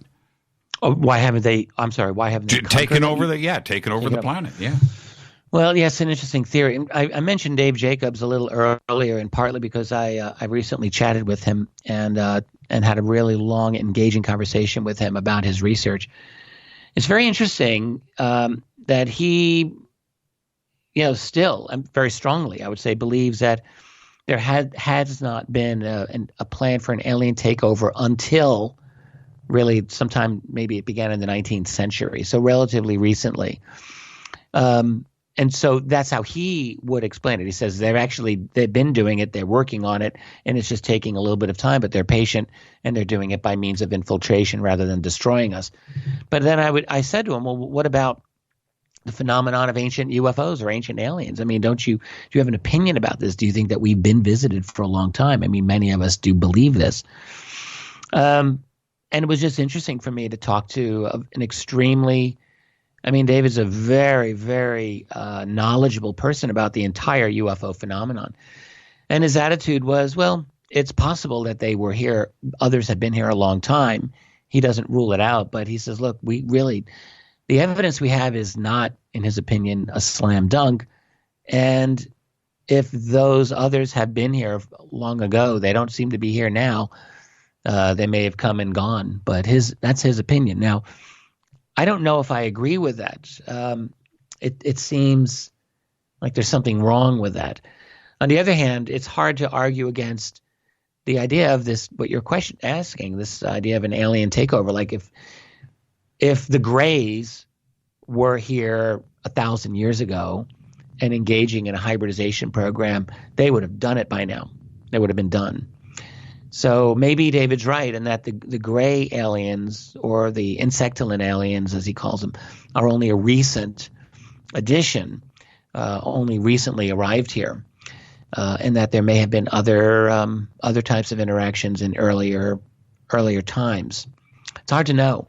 I think that we're still like little kids looking through a dark glass window into a store where we're not allowed inside, and we're just trying to figure out what's going on. There's still so much that is opaque to us, and that's the maddening thing. Yeah. All I can say is that there's definitely another intelligence or intelligences that are interacting with us here, and I feel like we've made some progress over the last several generations, but we have a long way to go in figuring this out. Yeah, and I keep going back to when I try to answer that question, well, why haven't they done it? Why? Well, we keep thinking that Earth is the only perfect planet. That this is the only one, like, you know, that it's so unique here, and the water and the distance from the sun, it's just so unique. I'm going to be straight. That the minerals, the things, the resources that are here are scattered all over this galaxy, and there are bigger and better planets and more cool places than Earth. It just may not be that appealing. There may be other. I'm just trying to figure out why. I think Earth would be of value.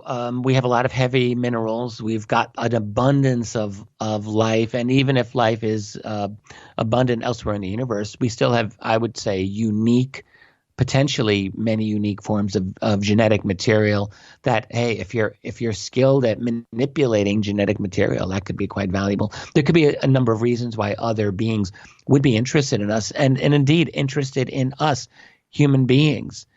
It's easy for us to disparage ourselves, but I maintain that we're really a fascinating species, and we have a definite high order of intelligence. We're not omnipotent, we're not omniscient, but we're able to figure things out, and we're interesting. We come up with ideas. We're not totally lame. We had Shakespeare and Beethoven, and we've had other interesting intellectuals throughout our time. So I think other people, other beings who have been able to observe us could very well think, keep an eye on these people. They may turn up to do something very interesting. Well, the question of water is brought up a lot. We have so much water on this planet. But if you're an advanced alien species, you are the most abundant things in this universe. Well, one of them, the top of the list, is hydrogen. You can get water is everywhere. You could manufacture it. You can extrapolate. You can pull out any minerals, anything that you need out of any star. If you have the technology, you can go and manufacture and get all of the resources that you need. To build a Dyson sphere, right, to be that kind of advanced civilization, to go and do that, you're not using the minerals off of your planet, the resources off of your planet. Right. You wouldn't have a planet left. You're going to be able to go and get those and manufacture that stuff. That's my take. So I'm just trying to figure out why, Well, just maybe we're not that unique. They're here checking out, maybe modifying our DNA and visiting every day because it's interesting, and they're doing the same thing with millions of other planets and cataloging and doing the science and hanging out here. Sure, that all of that is going on, but I'm trying to figure out why we haven't been invaded, right? Why we haven't been wiped off. Look, if you are going to have a giant Colossus mothership, and you're going to travel across the universe to come here and wipe us out, you're not going to have a shootout with laser guns. You're going to have a virus and whatever. It's going to be the craziest instantaneous takeover. We wouldn't even know that it happened. Right? They'd need some time to figure that stuff out. I mean, even a highly intelligent, technologically advanced other civilization would need to come here, do some tests, figure out what kind of virus can we create, and so forth. So it wouldn't be necessarily immediate, but in theory, sure. I mean, why not? Sure. And they eventually some kind of crazy atomic weapon, whatever, but it would. You would think if they had the resources to have a ship to get here, they've got all the time in the world and all the technology to take us out. So why? Why they haven't? I don't know. Yeah, exactly. To say. I don't think we have an answer to that. And that's why you're on this show. And let's take a break right here, Richard. It is our 5th anniversary. Richard Bleepin' Dolan is our guest. This is Fade to Black. I'm your host, Jimmy Church. You can follow me on Twitter at JChurchRadio. And you can follow Rich at Rich Dolan. We'll be right back. Stay with us.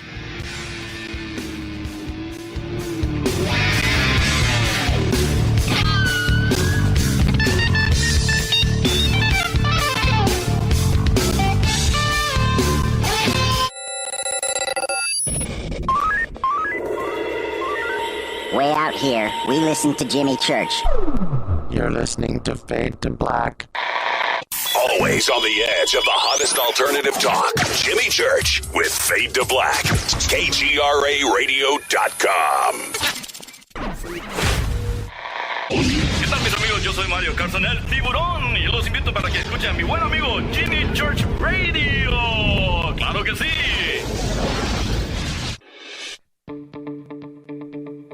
Hurricanes, earthquakes, wildfires. This year we've experienced more than our fair share. This is Jimmy Church of Fade to Black, and last month I decided to make sure my family does not have to worry about food should we get caught in a real emergency situation. Introducing Numana, a healthy, storable product that tastes so good that you'll want to eat it every day instead of just during those times of duress. All Numana products have a 25-year shelf life, are MSG and GMO-free, no preservatives, and are made in America. With the Numana pack in your home, you'll be able to sleep at night knowing that you've protected your family. Not only have I tasted and tested, I own it. Now you can too. Just click on the Numana banner on JimmyChurchRadio.com and use the promo code Jimmy when you order. In addition to a discount, we'll send you an autographed Fade to Black t-shirt. Seriously, go Beckley Tappy. Do you want to be an official Fadernaut? Of course you do. This is Jimmy Church of Fade to Black. Just go to our membership section at JimmyChurchRadio.com. So, you love talk radio? Then you'll love TalkStreamLive.com. TalkStream Live is always on, 24/7, with the best streaming talk shows. Find your favorite talkers and discover some new ones. It's free, readily available online or on mobile with any smartphone or tablet. Finding your favorite talk shows all in one place has gotten a whole lot easier. Just go to TalkStreamLive.com. Be sure to download the free apps from Google Play or the iTunes App Store. You listen to us, and we listen to you. And so does the CIA. KGRARadio.com. If you have hard water, the lime scale not only leaves white spots, it clogs pipes and breaks down appliances, costing you hundreds of dollars in energy and wear. Eliminate lime scale and other water issues like brown staining and bad odors with HydroCare water products, available from Wave Home Solutions. Wave's affordable water systems don't use salts or chemicals. You'll love the way your water tastes, smells, and looks. Satisfaction guaranteed. For more information, go to bestwater123.com. That's bestwater123.com. Are you intrigued by paranormal talk radio? You'll love the new paranormal radio app from TalkStream Live. You'll find a great selection of talk shows covering UFOs, ghosts, strange phenomena, and much more. Download the paranormal radio app now and start listening to the very best in paranormal talk entertainment, including the network you're listening to right now, the Paranormal Radio app, free in Google Play and the iOS App Store. You are listening to Fade to Black with Jimmy Church on the Game Changer Network. Oi, oi, I'm Reese Evans. You're listening to Jimmy Church. This is Revolution. The revolution will not be televised. The revolution is on radio. Ciao.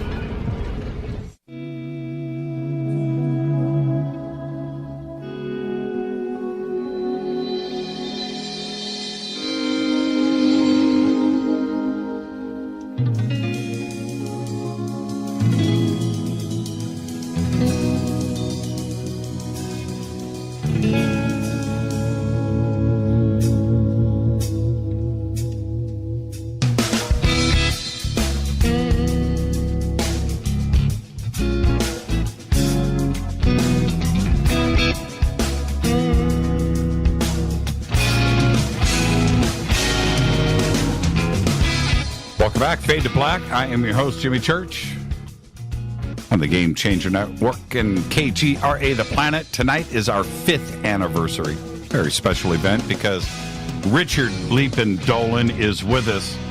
And Richard, now I want to get into your mind a little bit in this respect. You see something strange in the sky. We've done that together. You've had your own sightings on your own too as well, and we don't need to revisit any of that. But when you see something, what goes through your mind? How do you start to calculate? How do you formulate? What goes through your mind?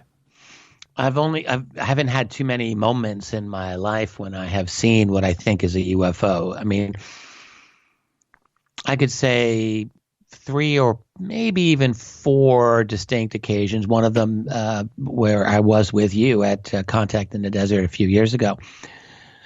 And on all of the occasions, particularly the first two where I was with each of my children, first my son and then years later with my daughter, I saw something unusual in the sky that really made me stop and go through all of the checklists of like, could it be this? Could it be that? And could it be this? And so in other words, like the first time I saw what I feel is a UFO, I was with my son about 20 years ago, no, almost 20 years ago. He was very little. And I've talked about this a few times. It was a very bright object in the daytime sky that just was incredibly bright.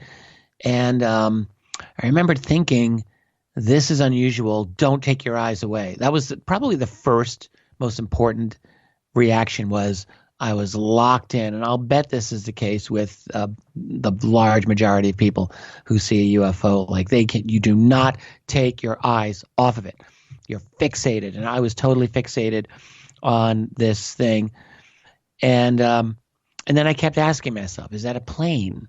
Why is it moving so oddly? Why can't I see what the shape of it is? Why is it so bright? Why does it seem to be just bright directed like right at me? Like, why is that? And then why do I have this idea in my mind? Don't look away, because if I look away, I'll never see it again, ever. The most illogical thought that occurred to me was that thought. And this actually happened to me. There was like this almost a command, like, don't look away. It wasn't a command, but I felt it like that. And so, I mean, that's what happens with me. You know, it's a very, I guess what I'm trying to say is when someone, and I'm extrapolating to other people here, but I'm just going to guess, when someone sees a UFO, it's like everything stops. Their mind just goes at full speed ahead and absolute focus. It's an unusual feeling. Like every time it's happened to me, I felt that my senses were turned way up. I felt that my mind was turned way up and that my focus was crystal clear. I felt like that every single time. And it's like you have this knowingness that something special is happening. Like I felt that way each time. It's interesting. You know, I've never really thought about it in exactly those terms, but I think it's all true. Like you get this deep feeling, this is different. Did that happen with you? Yeah, I talked about this sighting. I know that I mentioned it to you earlier this year when it happened, but I had this daylight sighting up at ECETI, and it just happened to be at ECETI, but it was so unique. And Steve Murillo, you know, our close friend, and you know Steve well, right, was sitting next to me, and this man, daylight, right, 3:00 in the afternoon, and this spinning. It was upright, like I keep describing it as a beer can, because it had this. It was 14 miles away. It popped out behind Mount Adams. And it was 14 miles away. How can you be that exact? Well, okay. Well, first off, I was looking at the top of Mount Adams with everybody else in the middle of the day with a pair of binoculars on a tripod, right? I see. So I'm just looking at the mountain, enjoying nature, and just watching the birds fly around, and I'm, you know, just checking out the mountain, and all of a sudden, it just happened. And right out behind the mountain, it was this giant object. It was round. It was tubular, like a can. It's like a can spinning, and it had a silver circle in the middle of it, like a logo, like a friggin' beer can, man. And it was black with the silver logo, and it had silver on the top and the bottom. But, you know, Mount Adams is 14 miles away, and looking at the size of this object, I'm guessing when I say a couple of 100 feet tall, I don't know, you know, it was ginormous. Okay. And it's spinning, right? Now, the whole thing only lasted about 15 seconds, but I entered into the zone exactly what you're talking about. I was focused. The sun is bouncing off of it. It's moving slowly. I was able to absorb it the whole moment and know exactly what I was looking at. And it was extraordinary. And so, but I took my eyes off of it. right? I did the exact opposite. I jumped up and was yelling at everybody to shoot video and to start taking pictures. Yes. And I came back to the binoculars, and as I go to sit down, Murillo sitting next to me, with his naked eye, goes, "I see it. It's black. It's got a silver thing. It's spinning." And I was like, "Oh, thank God!" Right? Thank God. Yes. Thank God. Yes. Exactly. Right. And I jump back on the binoculars. I look. I see it again. I get back off. Look at it with my naked eye, and it's way out there. You know, it's black, but I could see it spinning. And I get back on the binoculars. It's gone. And I took my eyes off of it. So I didn't see, when I came back to look at the naked, it's gone. That's the thing about this phenomenon. It's really one of the most maddening things. And we really need to grasp the significance of this, because this happened to me. It happened to you. I think it's happened to countless other peoples, where you're dealing with a phenomenon that is truly ephemeral. That doesn't mean it's not there. It means it's there and then it's just gone in ways that no one can figure out. This has happened so many times. It's clearly it is a key part of this phenomenon as a thing, as a physical event in our universe. It's an important element of it, like its ability to just leave without us figuring out how it left. Yeah, you know, and that I have said over and over again, my lesson learned, don't get excited. Do not get excited. Do not take your eyes off of it, because I didn't get to see the exit. I didn't get to see the finish. I didn't see it disappear. I didn't see it vaporize. I didn't see it fly away. I didn't see it shoot away. I didn't see that. And I just, man, what a regret, you know, and I don't know. The Holy Grail, right? The daylight sighting, you know, something like that. I don't know if it'll ever happen again, but I didn't get to see what happened. I didn't see it resolve. I'm glad that you had the experience, honestly, and I would love to have something similar to what I had, or even better one day. But that's the thing about this phenomenon that we are talking about. It makes it very hard to study scientifically, because it's like it appears when it decides to appear. This is one of the problems from a scientific perspective, incidentally. Like, a scientist wouldn't necessarily deny that UFOs are real, but a scientist might say, that's all well and good, but from a scientific point of view, we really can't do anything with it because we don't have a way to examine it. For an object to be, or for anything to be examined scientifically, there's got to be some control that the scientist is going to have over the experiment. And whether in terms of observation or,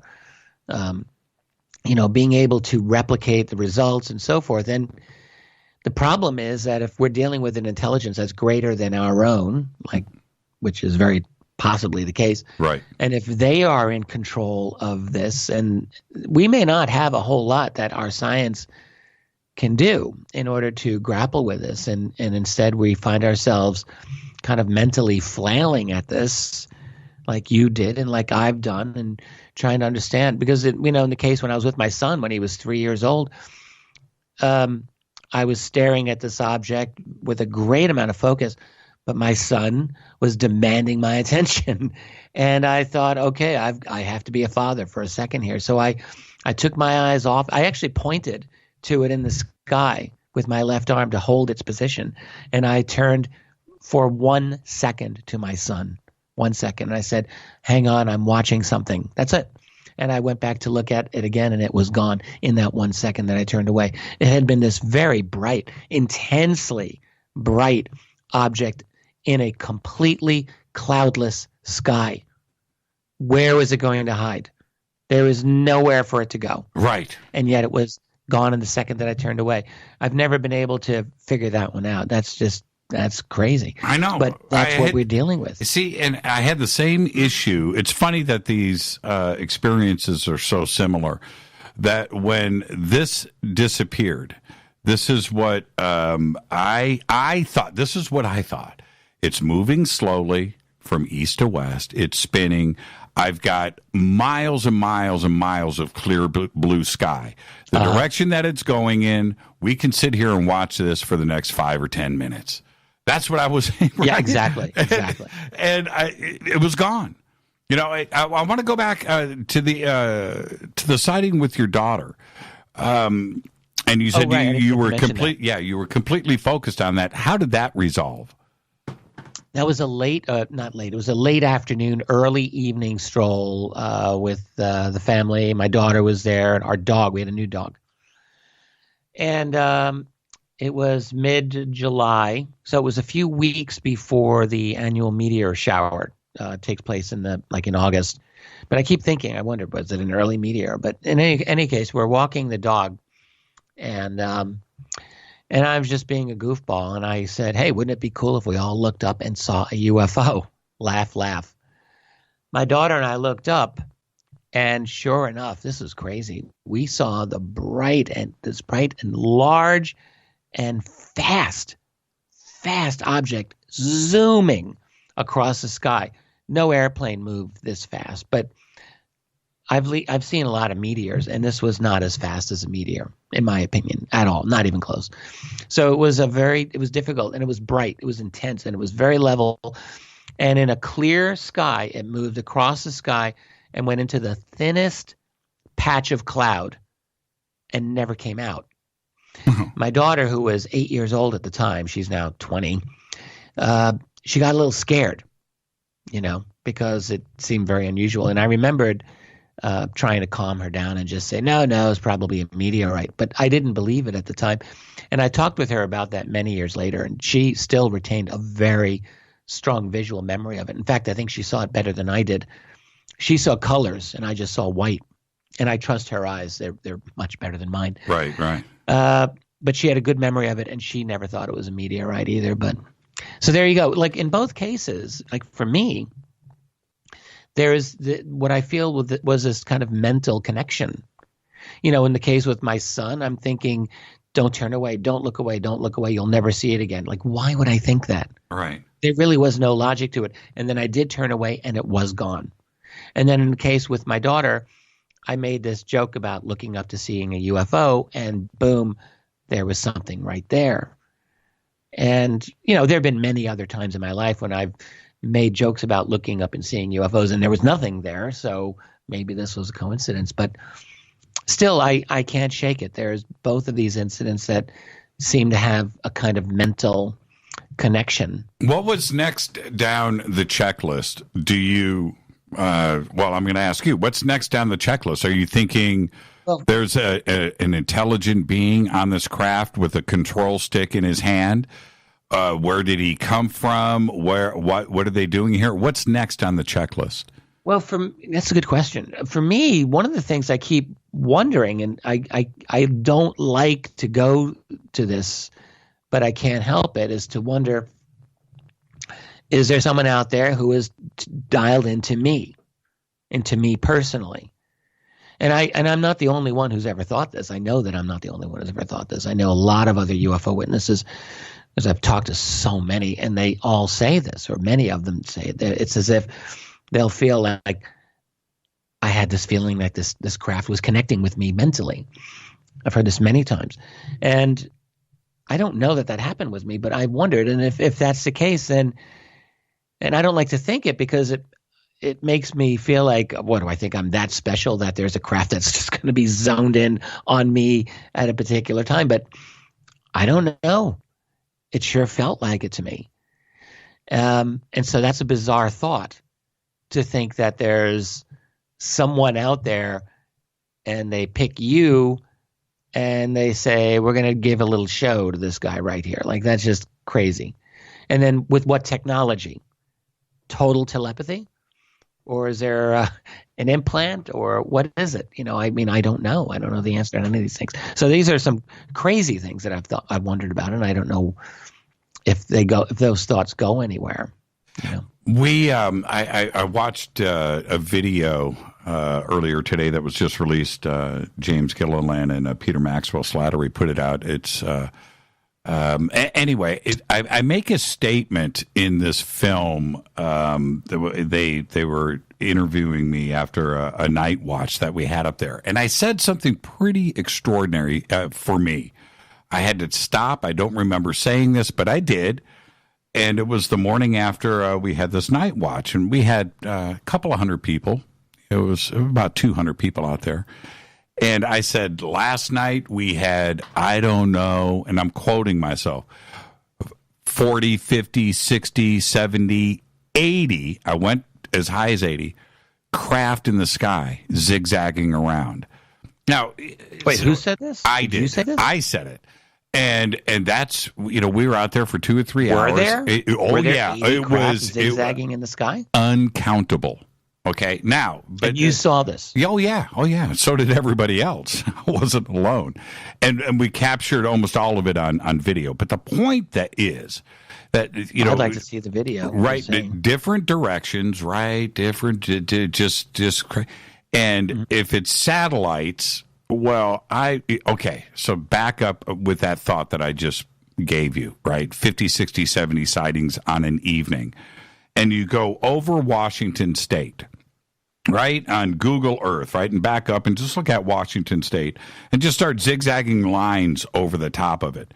That's not satellites, right, going in different directions and change, it's simply not. But now, if it's genuinely zigzagging, I think a lot of people would like to see this video, Jimmy. I mean, look, here's the thing. I'm not saying that that's not the case, but I am saying there are so many times when someone leads a CE5, okay? Mm-hmm. And it's so often CE5s. They're like, okay, we're going to go out, we're going to vector in the aliens. And everyone's in this state of mind to be looking for UFOs, and this is true. And they'll see a satellite, and the leader of that whatever party will say, oh, there's another UFO, and they're talking to us. And I cannot tell you how many times have I seen this. And it's just completely well, yeah, but they're either really, really unintelligent to think that, or they're just faking it out. Right. Hold on. Faking out a lot of people. Yeah. You're right. No, that's not what I'm referring to.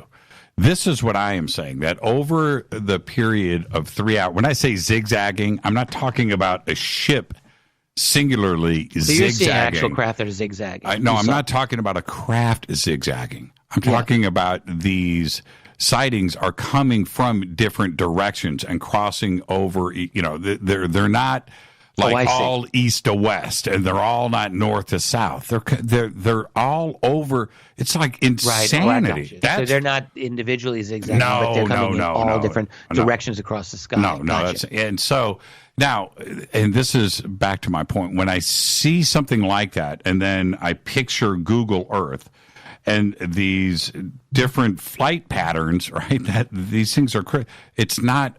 I can take satellite off the list, is what I'm saying. To have that over one. Why Washington? Is it going on all over the planet like this? No, I think it is. Yeah, I think it's interesting. I've often wondered why Washington, why Mount Adams in that area are such heavy sighting. Maybe it's just very good visibility. I don't know. I did a night watch years ago in, the southwestern part of Illinois. So kind of rural, town of Galena, I believe, and it's a really cool area. This is many years ago.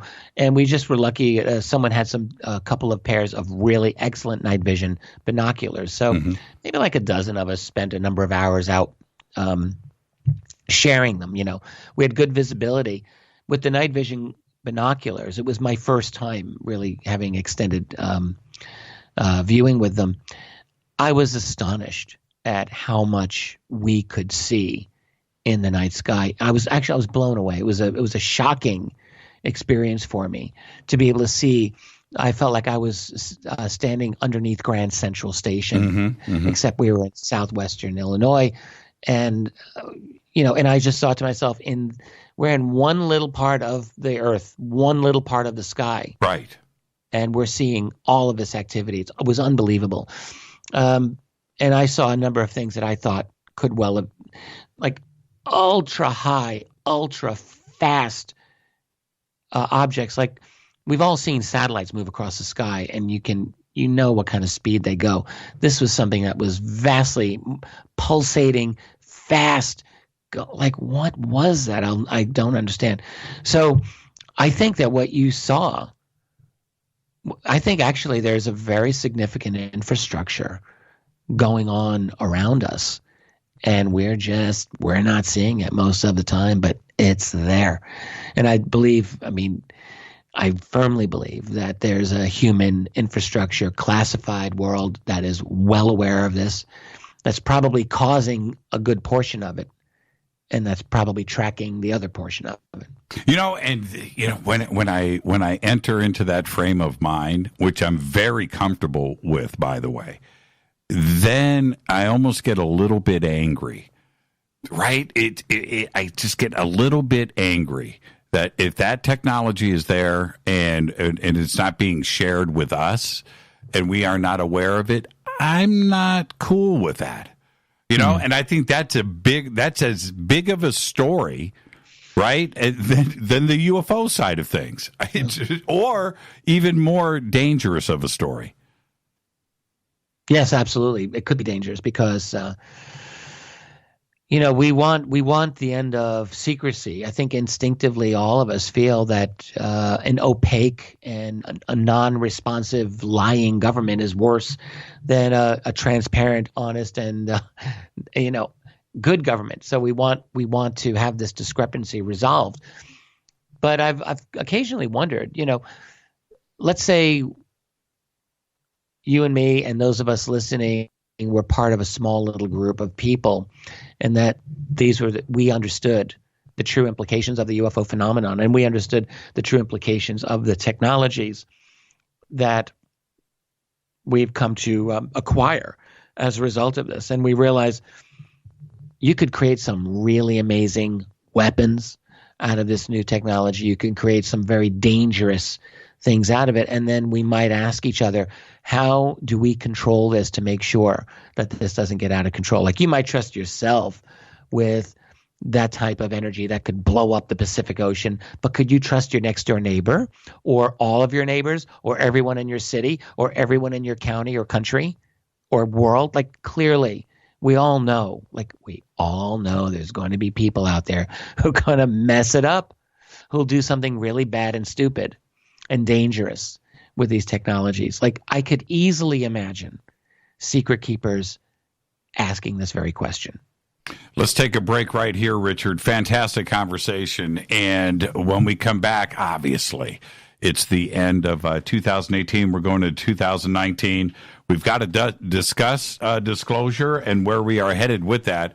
But I think the direction I want to go in with this is one you're not going to expect. And we'll talk about all of that when we come back. Our guest tonight, Richard Dolan.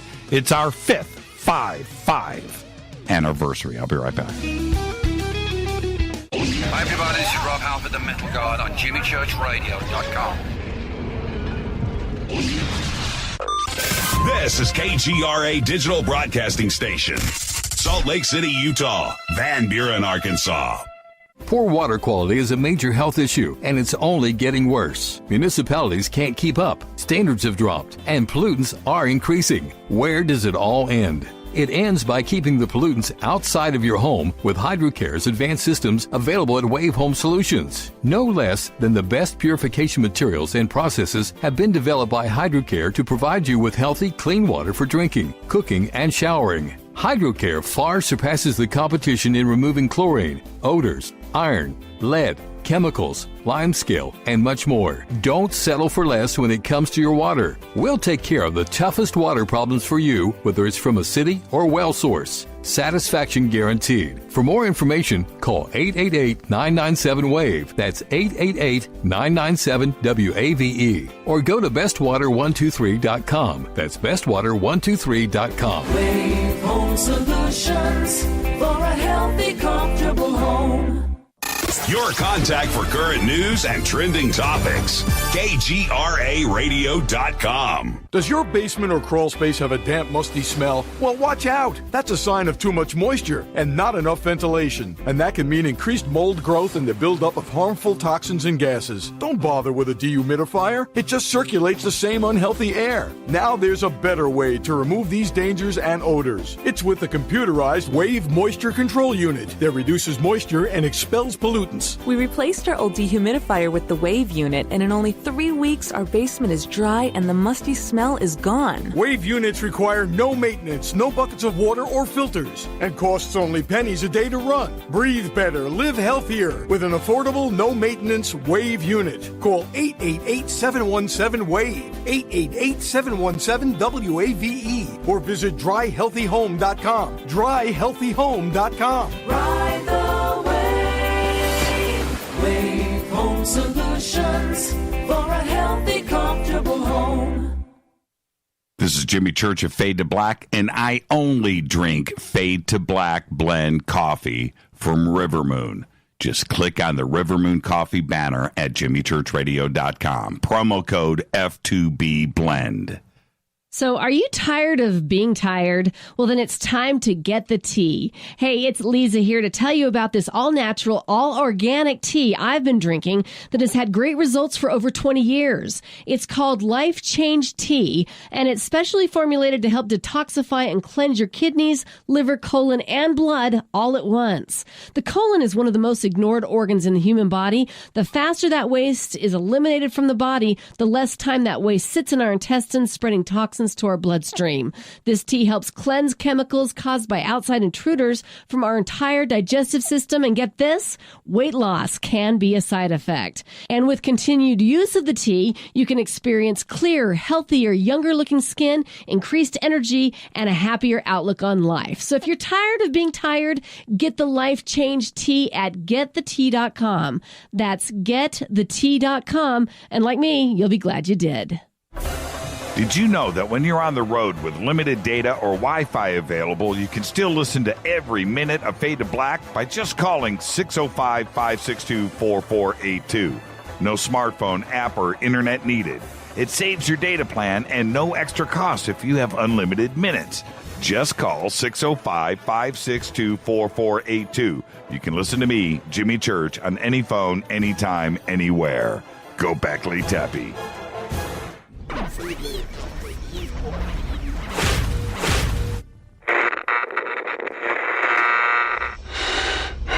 You want to know a secret? I love ponies. I really love ponies. I'm serious. I couldn't stay sane without ponies to brush. Why Fade to Black? Because you never got that pony, damn it. This is Fade to Black with Jimmy Church on the Game Changer Radio Network and KGRA, the Global Radio Alliance.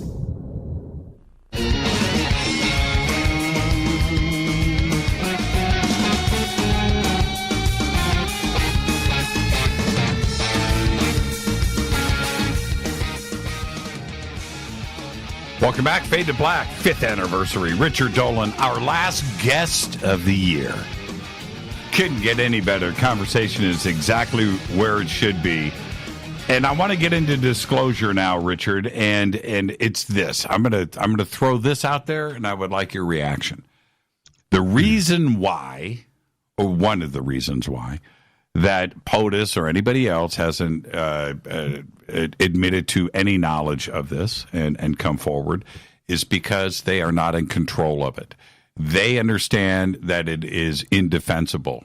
They can't protect us, and it is way above any intelligence that they even possess, and they can't disclose that. That's why there is not disclosure. Yeah, I pretty much agree with that. I guess one thing that I think I've come to understand is that, you know, we're dealing with a secrecy system that's more complex than, you know, things that are confidential or secret or top secret or even special access programs. Like, from what we really have learned is that the secrecy program, that each one of these special access programs has its own classification system, and has classification systems often within classification systems. You have programs that are nested within programs, nested within programs. In other words, when we go through declassification review, it's actually can potentially very, very difficult and very highly complex, because all of these special access programs are unique and they require, like, in other words, you can't just declassify everything dealing with UFOs and expect to get all the information available. Like I've been made to understand that that's not how it works. So even if a president were to say, damn it, I'm going to do this, we're going to get this out there, they can't just wave a magic wand and make it happen. I don't think that's how it works. There's an immense bureaucracy that has grown around this secret, and it has its own power, its own.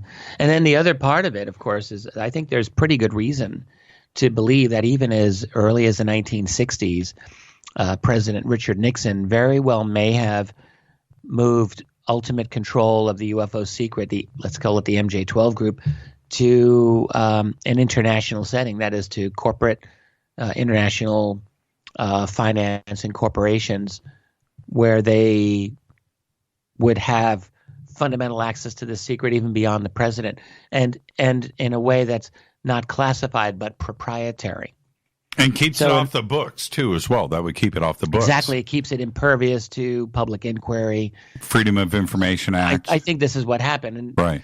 There's a couple of reasons why you might think that. There's just basically all been a couple of leaks. One is the controversial, but I think still interesting, majestic documents, frankly, that Ryan Wood and his father Bob Wood have talked about for many years. And I don't dismiss those documents. I know some people do, but I don't. And then in others, there's just been the claim that came from Kelly Johnson to Ben Rich, which was discussed many, many years ago, that Kelly Johnson said this to Ben Rich. These are, the two people who led Lockheed's Skunk Works.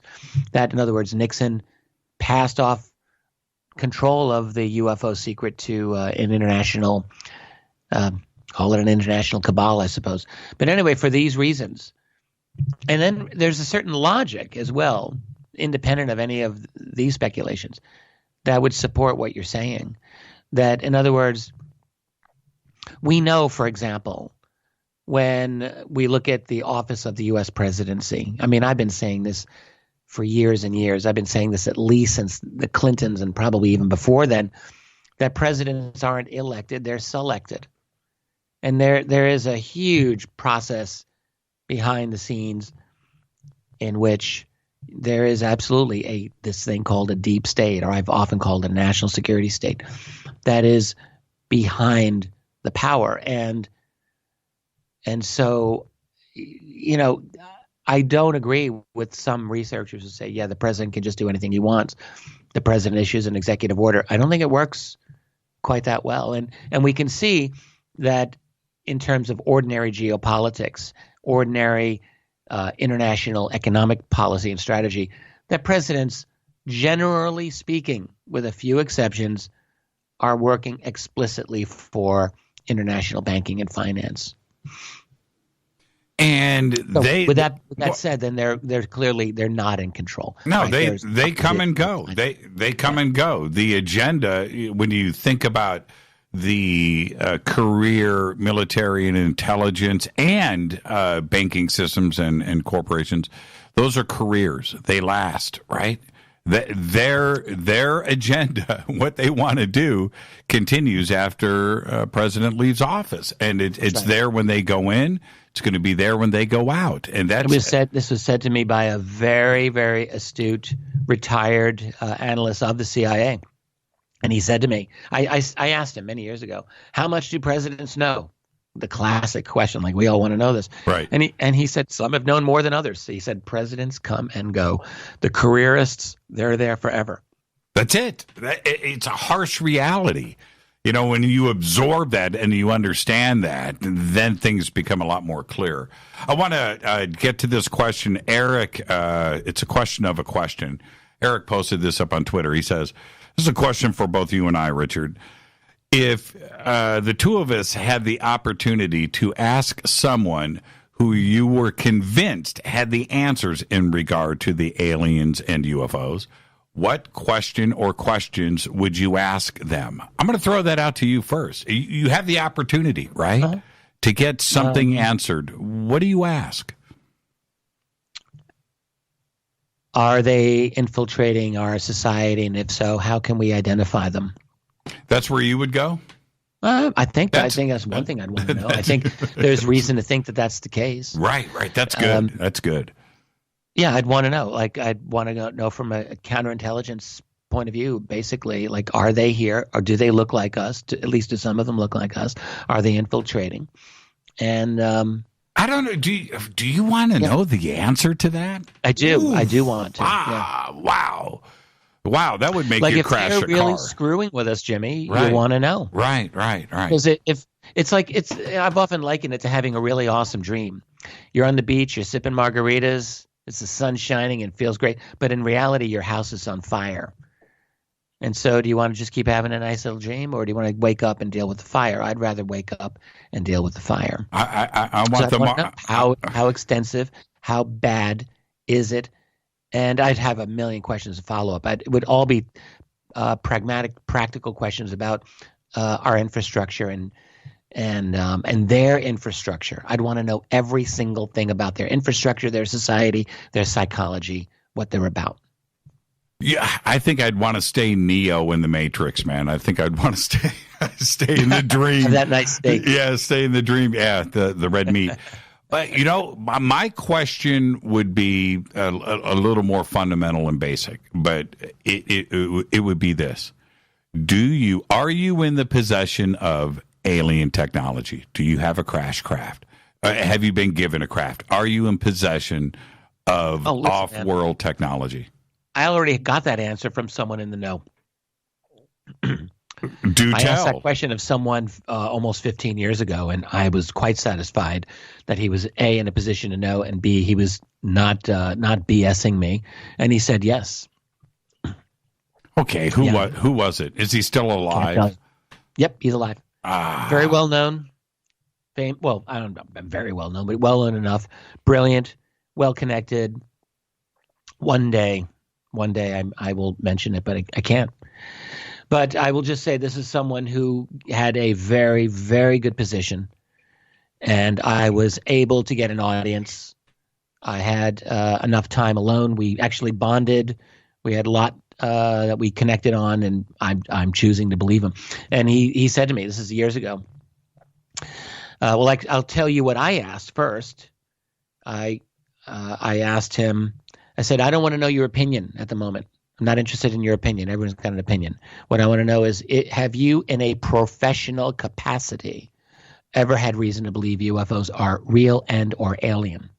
So that was my initial kind of opening up the conversation question. And he said, I'll go a little bit further than that, and I will tell you what I've known scientifically for a certain number of years. He said that I know. He said that at deeply classified levels, we have scientists who have in their possession, and this is where he practically whispered. We were alone in a room, and he whispered anyway. He said, alien technology and at least one body that I personally know about. And the thing is, like, we all assume that those of us who've studied this, we think that that's true. But when you hear someone tell you who has got something to lose in telling you, and who really does have a genuine bona fide history in the scientific and classified world, then that means something. And I remember taking a breath at that time, and my next question was, what did the bodies look like? What did the body look like? Because he said it was one. Mm-hmm. And his answer was really instructive. It was interesting. He said, I didn't tell you I personally saw the body. And his exact words were, the data became known to me in such a manner and with such individuals present that it was incontrovertible. So you've never, that's what he said. You've never revealed his name or identity before? Never. Right? I've told this story before, and I will not give up his identity without his permission. Okay, but I still get three questions. Professional educator? Oh, I don't want to answer any of those because I don't want to give this person up. It's a man. Okay. Well, no, what I'm trying to zone into here, was he, from, the education side, or was he a professional scientist, or was he, with the Pentagon or defense? I don't know, maybe a little bit of all. Right. I knew that. See, I knew that's where you were going. A little bit of everything. Right. Okay. Someone who's very well connected. And but like maybe not perfectly connected, maybe like just pretty well connected. With and when it comes to this, well enough connected. when I hear stuff like that, Richard, this is my reaction. Yeah. Why wouldn't anybody out there that says these kinds of things, why don't they become a martyr? I can kind of give an insight into that, at least from this person's perspective. One other thing he said to me was, one thing that became clear to me is like, by going public, all right, that he would lose access to what information he does have. Like, in other words, a lot of these people know enough to know that it's real and to know a few things, but they don't have all the data they want. They don't have all the access they want. Like, everyone wants more access. Everyone's trying to get another door open for themselves. And the thing is, if you give up the information, it gets traced back to you, then you're out. Right. But you're now at that point, you are the most important person in the history of mankind. In that you are now immortalized, you will be if you're able to prove it. Yeah. Yeah. I mean, the thing is, there have been a number of people over the years who've made various claims. I agree with you. I think that it would be the right thing to do. If you were in possession, okay, these people. Richard, if you were in possession, you had the video, right? You had the document. You had a uniform, right, from ET. Whatever it is. Do you go public with it? Yeah, I would. You'd have to be really careful about how you do it. That's the thing. Why? But because we're in an era where everything is debunked. So it's all about protocol. It's all about like provenance and protocol. And you've got to be able to prove it. But you have all of that in place. It's all in place. Oh, yeah, if I had it all in place, I would not hesitate. You got a video. You got a video of Obama taking a walkthrough of a flying saucer at Area 51, right? You've got it. You've got the real deal stuff. You've got it. Do you go public with it? Yes, of course you do. You have to go public, but before you go public, you've got to take the right steps to do everything possible to CYA and to make sure that you've got everything lined up and all of your information is bulletproof. You do your best.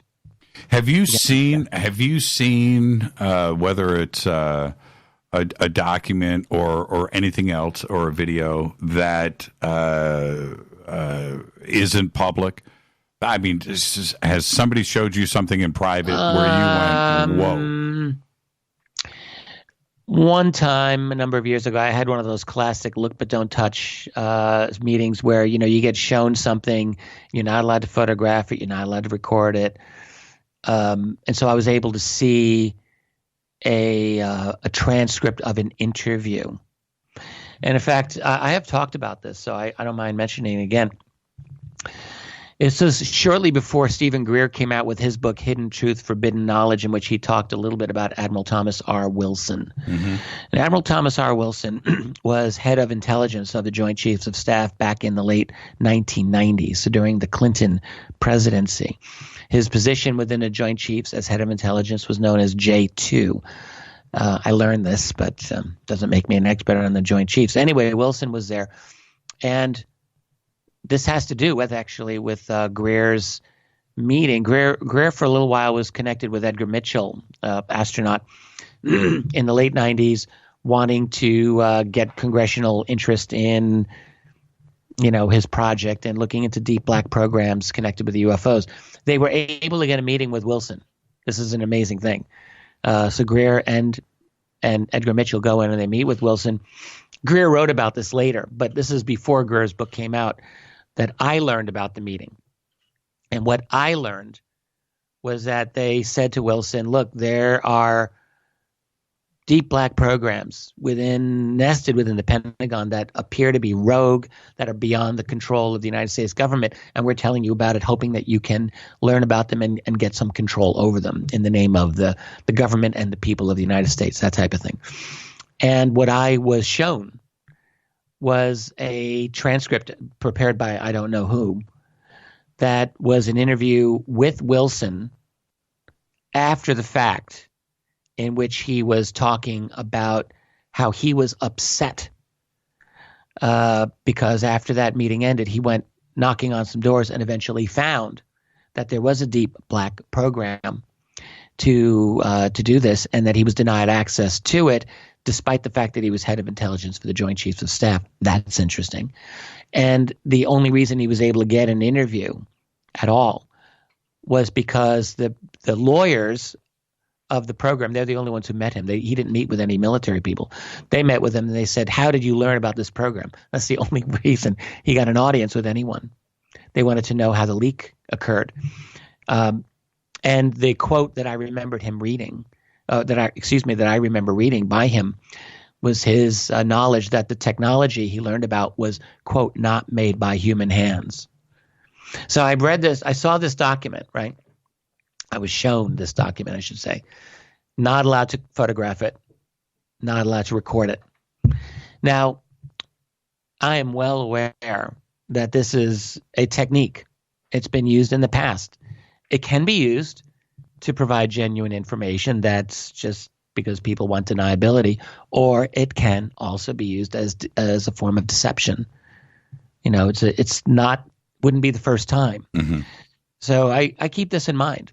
But I will say this, not long after I had that meeting and saw that document, within a few months anyway, Stephen Greer's book came out and he wrote quite a bit about this. Now, he didn't have all the information that I was given, but he had, it seemed to me a fairly accurate perspective of that meeting from his point of view. Mm-hmm. And the other thing I should say is that when I read that document, I didn't know that it was Admiral Thomas R. Wilson. I wasn't given the name. And so when Greer's book came out and I read that, I contacted my source on that and I said, so are we talking Wilson? And the source said, yes, that's who it is. And then I actually went out of my way and I found Thomas Wilson. It's the only time in my life that I did an ambush interview on anyone. I felt kind of bad about it, but not really that bad. Wilson was working for an advanced aerospace company. I cannot remember the name of it, but after you leave the military, you get roped, you get brought in, senior VP for all the weaponry and technology for the breakaway civilization, and that's really what he was doing. And I contacted him. I was able to find him, and I pretended that I was just a regular conventional historian of the U.S. Navy, and that I'd learned about his career and I wanted to talk to him. And he allowed me to call him. And shortly into the phone call, I had to say, look, I'm really calling because I'm a historian of the UFO phenomenon, and your name came up in a conversation, and that got his attention. I told him essentially about the story, the whole meeting with Greer and Edgar Mitchell. He was really funny because he had gone from this genial, like relaxing in his big chair saying, yeah, let's have a nice long conversation, to an ultra high-pitched voice. And he was very angry and kept saying, my memory is foggy, my memory is foggy. And then said, all of that was poppycock. He said, yes, I did meet with them, but everything else is poppycock was his word. So I knew I got to him. And then he hung up. He just ended abruptly the conversation. So I feel like that document that I was shown, I'm inclined to believe it. I think it was probably true. I think it got to Wilson. I think I got to Wilson. What I'm most disappointed about, well, there's a lot of things, but one of the things I'm most disappointed about is that there are many individuals out there that claim to be in possession of videotape or images or documents, but they can't reveal them because of the people that they are tied to, and this material or whatever can't be brought out right now. I have to sit on it. And when I hear that, I back up and I don't any longer believe that they are in possession of this stuff. That's what I believe. Well, a lot of times I would agree with you. I think that's often the case. I mean, there's a lot of people just blowing a lot of hot air. Right. They've been doing it for decades. Inside sources tell me this and tell me that. And I'm like, stop. No more with your inside sources. Now, I just told you one of my inside sources, so who am I to say anything? But the thing is, I try not to go overboard with that. Like, most of what I do is very much above board. But every now and then something will come to me too. And I mentioned because you asked, but I also have a lot of sympathy for people who are genuinely on the inside, and it's not easy. These people, many of them do take oaths, and it's difficult for them to break it. And not only that, one of the things this particular scientist that I was mentioning said to me, it was very telling. He said, "Look, let's say I could tell you." I could give you a list of the top 12 people who know everything about this, like a kind of an MJ12 list, all right? Mm-hmm. Let's say I've got that list. I give this to you. Or I myself go to the New York Times, and let's say the New York Times publish it. And I'm even, back then I'm laughing to myself like, yeah, the New York Times would never do that. They're totally in the pocket of the CIA and the National Security State. But anyway, go on. So let's say the New York Times publishes it. He said, it would be totally deniable. I couldn't prove it. He said to me, I can't prove to you that they're on it. I know that they are. And it would be totally deniable. And then B, it would be traced to me, and I would lose all access to the information that I'm trying to get. And I think that that's not an unusual situation for a lot of these people. How do they have – they may have knowledge, but do they have proof? Can they really prove it to the world? And it may not be that easy. Do you trust? Big problem. Okay, look, Richard, I know it's early in the morning out there. We're heading towards a commercial. You know that I'm going to ask you to hang on for a few more minutes after this, and we can't end the conversation here. That's impossible, but that's what we do every time you're on the show, and that's what happens. But and before we get to the break, do you? Somebody comes to you. He's got bars. He's got stars. Somebody comes to you and says, "Okay, Richard, here you go. We are ready. I'm going to bring."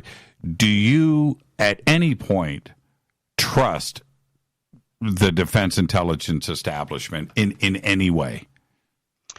I guess I would trust some people. Yes, but I've also been lied to, so I would know not to trust everyone. So it's a case by case. I mean, I think it's naive, honestly, to think that everyone in the military lies. I think it's naive to think everyone in the CIA lies. I don't think that's not how the world is. It's more accurate to say that there is truth and there is also deception in those worlds, and not always in equal amounts. So you have to, we have to keep our thinking caps on. But I don't like these simple, knee-jerk responses like, oh yeah, like if they're from the DIA or from the CIA, then they must be lying. Like, no, I mean, that's not really, that doesn't follow to me. But they could be lying. So you have to just gauge the information as it comes to you. Yeah. There's no other way. There's no easy way out. Yeah, it goes back to, the Gorbachev, Reagan era, the whole trust but verify. There's a lot of validity to that statement. Let's take a break right here, Richard. I'm going to keep you over for a few minutes and tell Tracy I'm sorry and I beg her forgiveness. But you're going to stay with us for a few more minutes. Yes. Stay right there. Richard Dolan's our guest. This is our 5th anniversary.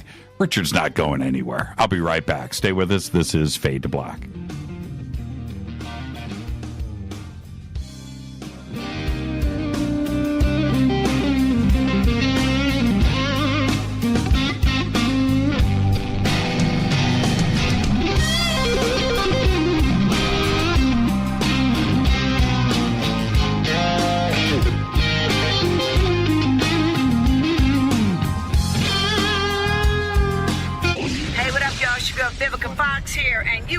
listen to my boy, Jimmy Church, on jimmychurchradio.com. Despite popular opinion, reading a book will not make you smarter. But listening to Jimmy Church will. Hurricanes, earthquakes, wildfires. This year we've experienced more than our fair share. This is Jimmy Church of Fade to Black, and last month I decided to make sure my family does not have to worry about food should we get caught in a real emergency situation. Introducing Numana, a healthy, storable product that tastes so good that you'll want to eat it every day instead of just during those times of duress. All Numana products have a 25-year shelf life, are MSG and GMO-free, no preservatives, and are made in America. With the Numana pack in your home, you'll be able to sleep at night knowing that you've protected your family. Not only have I tasted and tested, I own it. Now you can too. Just click on the Numana banner on jimmychurchradio.com and use the promo code Jimmy when you order. In addition to a discount, we'll send you an autographed Fade to Black t-shirt. Seriously, go Beckley Teppy. This is Jimmy Church of Fade to Black, and I take Life Change Tea supplements every single day. It's what I do. Click on their banner at jimmychurchradio.com. When you take the beans from Central America with dashes of Indonesian and African mixed in and then roast it to the dark side of Fade to Black, you create the ultimate brew of fringe. Introducing the Fade to Black blend from Rivermoon Coffee. Yes, Rivermoon's darkest customized roast was created for the love of Fade to Black. The alchemy of masterful roasting and smoking the beans is in every sip of this full-bodied, dark Java. I need my coffee dark, deep, with distinct bittersweet chocolate highlights, just like the bunker. Leaning further into the darkness of the roast is Fade to Black blend from Rivermoon Coffee. Just click on the banner at jimmychurchradio.com and use the promo code F2BBLEND for 15% off of your order today. Go Beckley Teppy. Hi, folks. CBD is the home run hitter for health right now. Why, you ask? Because of what it does for the body. Unfortunately, I can't tell you all about the benefit. You know, there's reasons. Do your due diligence and log on to ancientlifeoil.com. That's ancientlifeoil.com. Ancient Life Oil uses organic ingredients and is blended in coconut oil for some of the best benefits. Legal in 50 states and non-psychoactive. Log on to ancientlifeoil.com. That's ancientlifeoil.com. This is Jimmy Church of Fade to Black, and my family is safe because of Numana Emergency Food Storage. Just go to the Numana banner at jimmychurchradio.com. Promo code Jimmy10. Are you intrigued by Paranormal Talk Radio? You'll love the new Paranormal Radio app from TalkStream Live. You'll find a great selection of talk shows covering UFOs, ghosts, strange phenomena, and much more. Download the Paranormal Radio app now and start listening to the very best in paranormal talk entertainment, including the network you're listening to right now, the Paranormal Radio app, free in Google Play and the iOS App Store. Erica, Brittany, Gabby, and you're listening to JimmyChurchRadio.com. It's not a lifestyle we chose. We were born this way. KGRARadio.com.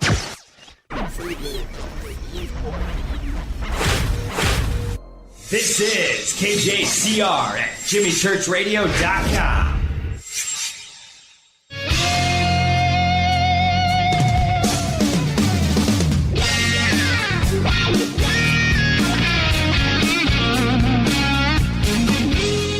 Welcome back, Fade to Black. 5th anniversary special event. Richard Bleepin' Dolan is here. We're going to do some overtime. You knew Richard wasn't going to go anywhere. I kind of felt that too. Hey, Richard, okay, here we are. It's New Year's is right around the corner, man. We're at the end of 2018. And the beginning of the year, it seemed a little bit different. The door was cracked. Disclosure was imminent. It seemed like 2018 was going to be the year. And the community was pretty uppity back in January. For you, Do you feel a little disappointed? Did you think this was going to be the year for disclosure? No. I think if people were to go back through any of the statements that I made at the end of 2017 or throughout 2018, I don't think I made any such predictions that I thought things were going to happen or break. I've actually never. We've weathered through a lot of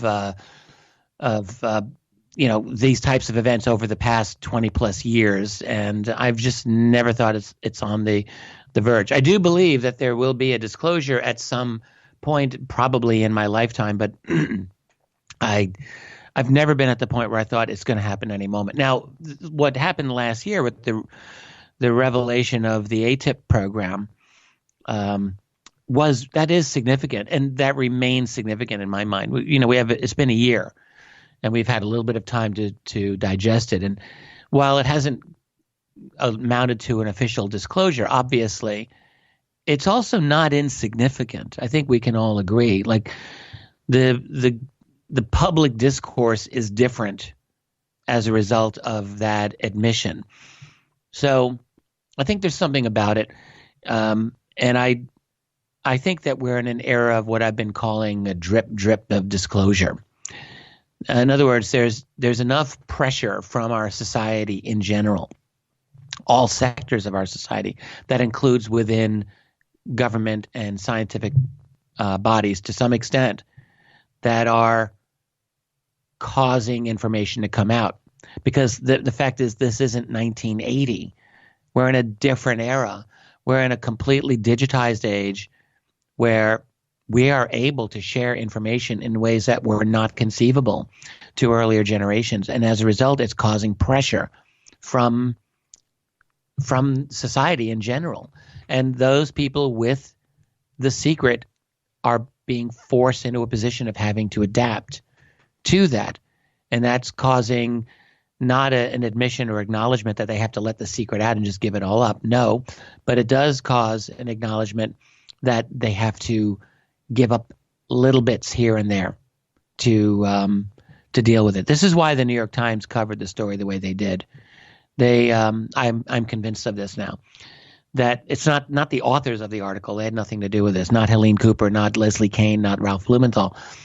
But the leadership of the New York Times knew that information about this program was going to come out. They knew that information about the David Fravor UFO case was going to come out.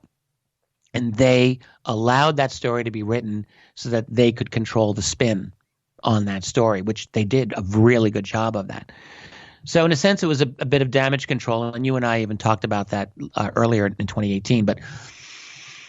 But even so, even though that article was damage control and that article was spin, and to some extent it was even deceptive, it was still moving the ball forward down the field for us, like it still was, because despite the fact that there was a lot of information that was missing and even incorrect about it, UFOs became acknowledged again as a thing, as a real thing in our society that we're able to talk about in ways that it was not as easy to do that before that. So we're in a different situation. We're not in disclosure, but I am of the opinion that there will be such a disclosure moment.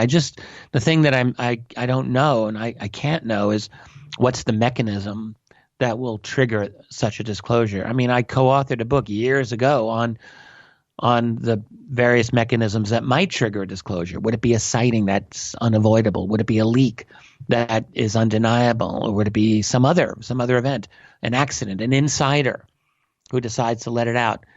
I don't know, but I think that in any of the cases, it will be as a result of the increasing amounts of pressure and capability by the population itself, by us, to be able to record this phenomenon, to be able to communicate about it, and to force this issue open. So that's why it's a drip. You know, those elites are aware they cannot keep this secret forever. They can't. They know they can't. And so they'll let a little bit out when they have to, bit by bit by bit by bit. But by kicking the can right down the road further and further and delaying it, I enjoy the drip. We're all in this together. But by kicking the can down the road, what's the advantage in that? I mean, that's the part that I'm trying to resolve for myself. Well, there's an advantage for them, for those secret keepers, because the longer you keep the secret, the more power you have, the more money you can make, the more influence, behind the scenes you can wield. So if they can keep it for another 10 years, they'll do that. If they can keep it for another 50 years, they'll do that. If they can keep it for another century, they'll do that. The question is, how long can they keep it? That's the real question. Like, if they could keep it forever, they would do that. But I don't think that's possible. So for them to kick the can down the road, like, they'll kick that can as long as they can kick that can, because secrecy is power and power is money. Like, if you've got acquired technology that doesn't originate from this civilization and you have restricted access to studying it, well, why would you ever share that access with anyone else? You're holding the future in your hands. That's an amazing amount of power and money and opportunity. Like, you'll never give that up. And I think that's the situation that we're finding ourselves in. The sighting that I had up at ECETI, as crazy as it sounds and everything else, well, it actually happened. But the frigging thing happened up at ECETI, right? In the middle of a forest, in the middle of nowhere. If that happened over Los Angeles, it would be case closed. And that is a situation where not only is it case closed, but all of the things that we are talking about now, that technology and kicking the can down the road and the petrodollars and the money and the infrastructure, everything, all of that comes to a crashing immediate halt. Yeah, it's true. So that tells us that these other beings, maybe they don't really want to be the center of attention, and they don't want to reveal themselves. Maybe there's a clandestine element to what they are doing. I mentioned David Jacobs earlier in this conversation, and I mentioned him because I had a recent conversation with him.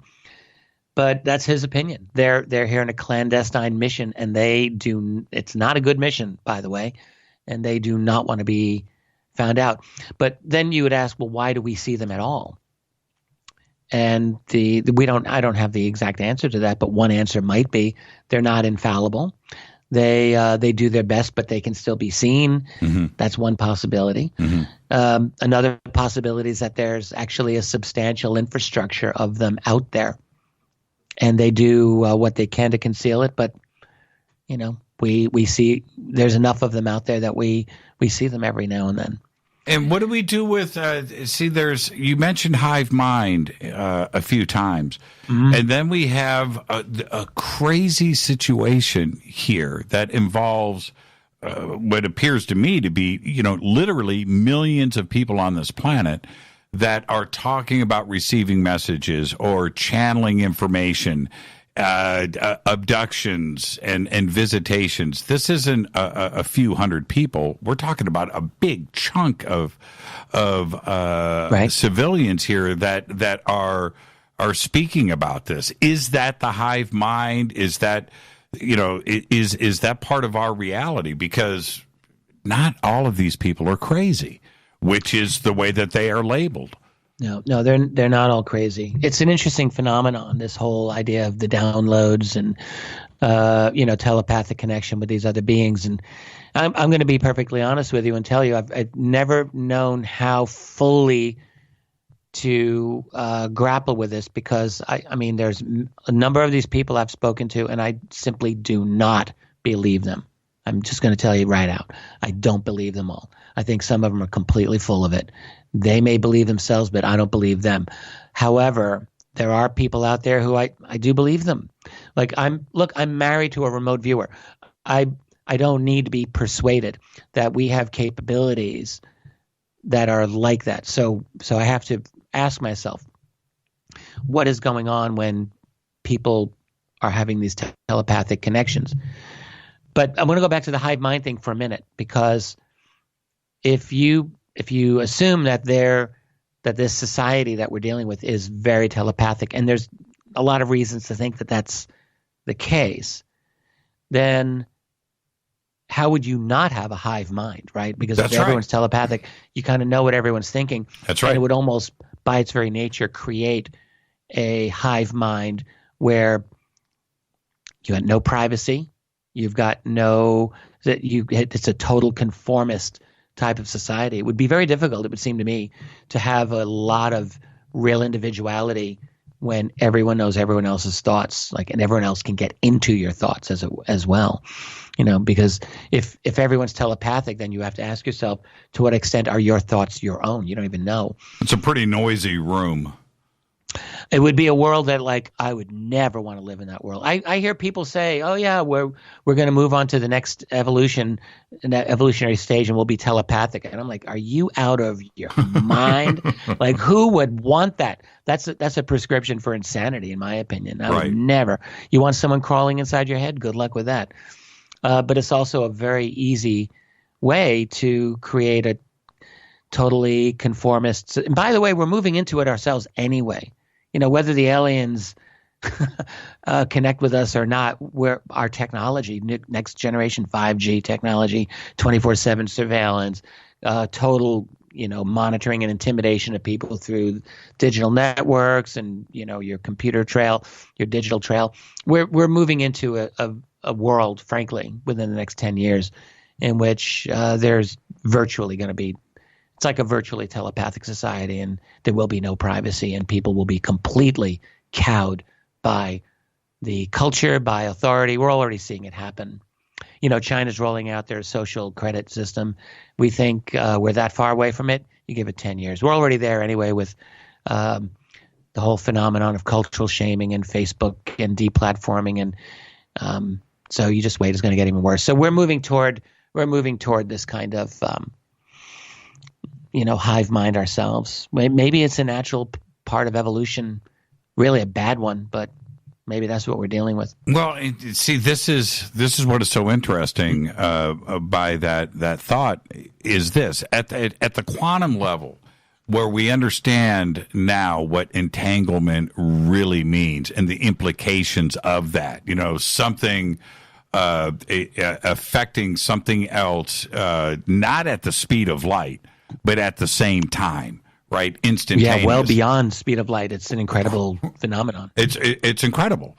And so when we talk about things like telepathy and connections and the ability to do this in real time, not speed of light, right? But at the exact right, this is where the channeling aspect of it and the communication aspect of this with ET, for me, makes a whole lot of sense, in that it doesn't have to happen with somebody that's in orbit around planet Earth on some invisible spaceship, but it could happen from Alpha Centauri, right? And if you accept quantum mechanics and quantum theory and entanglement, which we know it's been proven to be real, then that type of communication is as real as anything else. And that's where I have a hard time.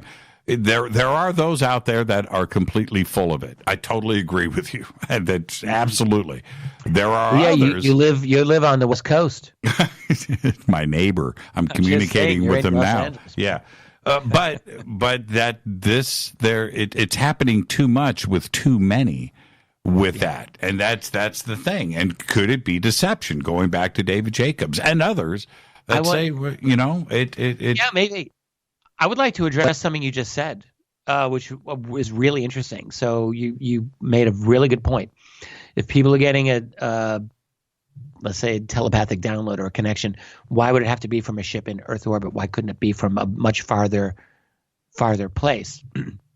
Well, remember earlier in our conversation, we were talking, I brought up the whole thing about how our brains are smaller than that of our prehistoric ancestors. And this is verifiable. There's no question about it. It's 10 to 15% smaller. Mm-hmm. I liken it to the amount of taken out by an ice cream scoop from their brain. Mm-hmm. So I had an interesting chat with one researcher some time ago who did a lot of work on Göbekli Tepe and also the whole ancient astronaut theories phenomenon. He's out of Tasmania. His name is Gordon White. Gordon White. Love this guy. Anyway, he had an interesting idea, and he had a book called Starships. That's it. And he said, what if ancient contact wasn't in the form of aliens landing and meeting with people and telling things, but what if ancient contact was in the form of telepathy or what we would call magic or some kind of consciousness connection with human beings who had larger, more significant brains? Maybe that part of their mind was much more psychic, much more in tune with elements of the environment. I bet it was. It would have to be a functioning person in a hunter-gatherer society. You needed to be able to be completely in tune with the world around you in every way, and that might very well include a mode that we would call psychic. So maybe we're like psychically crippled compared with those ancient people. And what if, this is Gordon's idea, they were actually, like when you talk about the Dogon and their connection with the beings from Sirius A and B and so forth, and that whole story. Well, is it really likely that extraterrestrials would land and talk to the Dogon and give them astronomical information like that? Or would it be more likely that ancient people would have had a telepathic connection in one way and gotten that information somehow and then written it out? Like, that's interesting to me. So, and indeed, consciousness, this is the one crazy thing that we need really to incorporate. Consciousness doesn't seem to have space and time limits, does it? No, it's beyond that.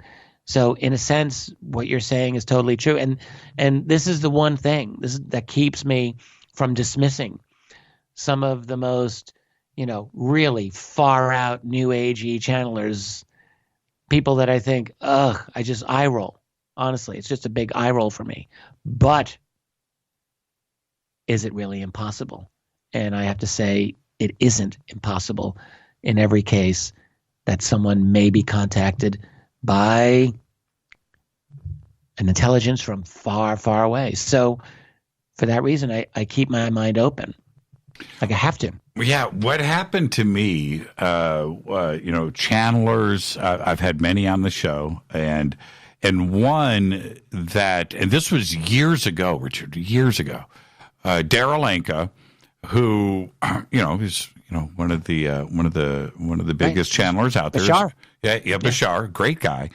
Anyway, years ago, so a while ago, I heard him. He was channeling Bashar, and he explained. Bashar, by the way, endorsed my book after disclosure. Just want to say. Did you get an autograph? No, that would be nice. But anyway, the endorsement was nice. He did this explanation. Yeah. He did this explanation of time travel. And I went and listened. Now, different from anything else that you've ever heard. We don't need to get into that. We don't have the time.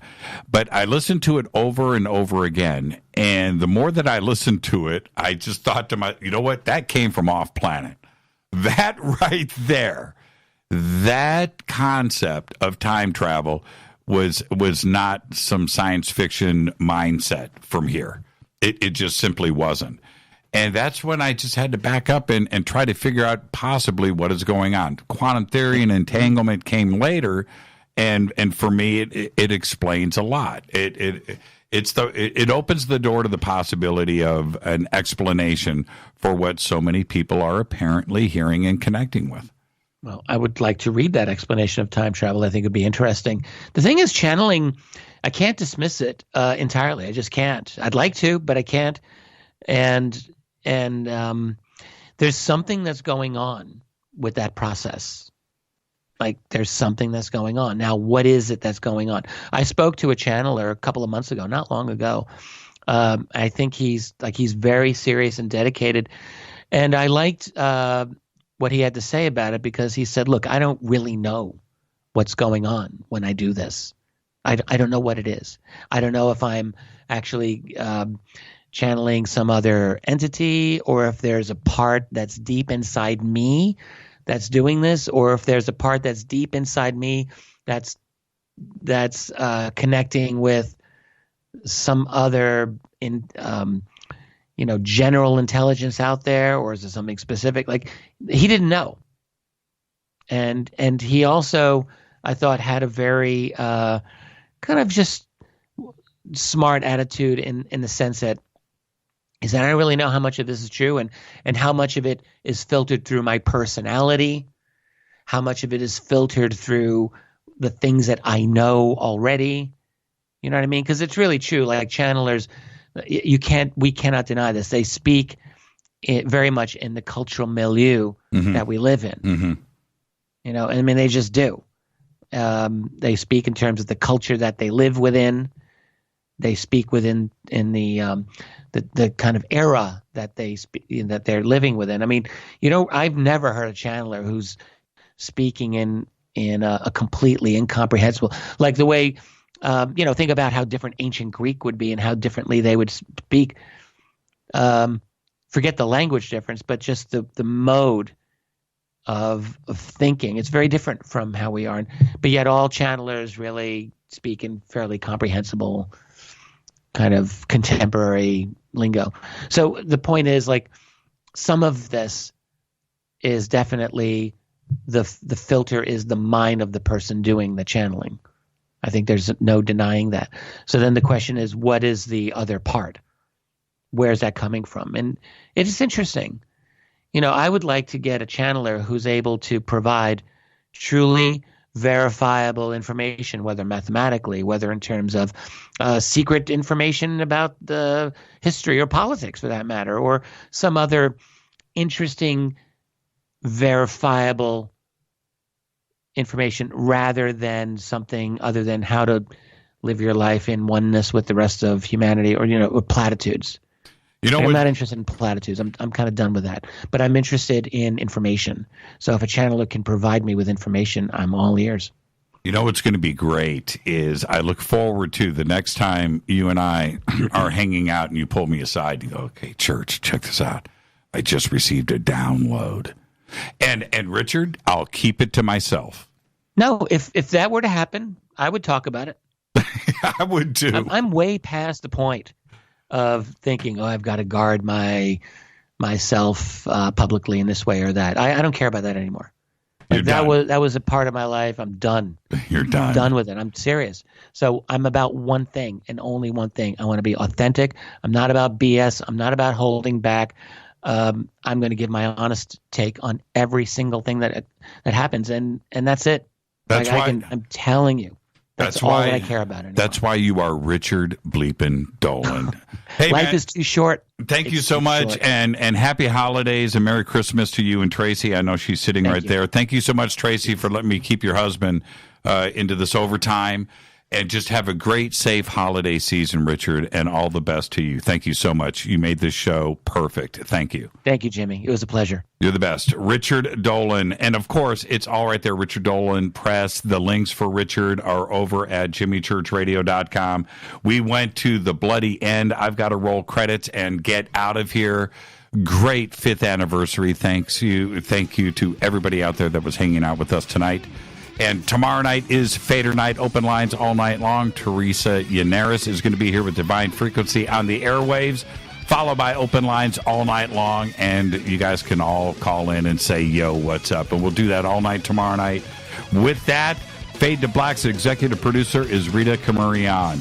Show is produced by Hilton J. Palm, Renee, Dennis, and Bob. Announcers are Steve Harder, Gene Vito, and Mark D. Kovar. Webmaster is Drew the Geek. Music, Doug Aldrich. Intro, Spaceboy. SpaceboyMusic.com. Fade to Black is produced by KJCR for the Game Changer Network, and syndication is KGRA, The Planet. It's broadcast owned and copyrighted 2018 by Fade to Black and the Game Changer Network. It cannot be rebroadcast, downloaded, copied, or used anywhere in the known universe without written permission from Fade to Black or the Game Changer Network. I'm your host, Jimmy Church. Follow me on Twitter at JChurchRadio. You can follow Richard Dolan at Rich Dolan on Twitter. Of course, There's the Richard Dolan Show and KGRA. Everything is over at jimmychurchradio.com. With that, I'll see everybody tomorrow night, Fader night. Until then, everybody be safe. Go Beckley Tepe.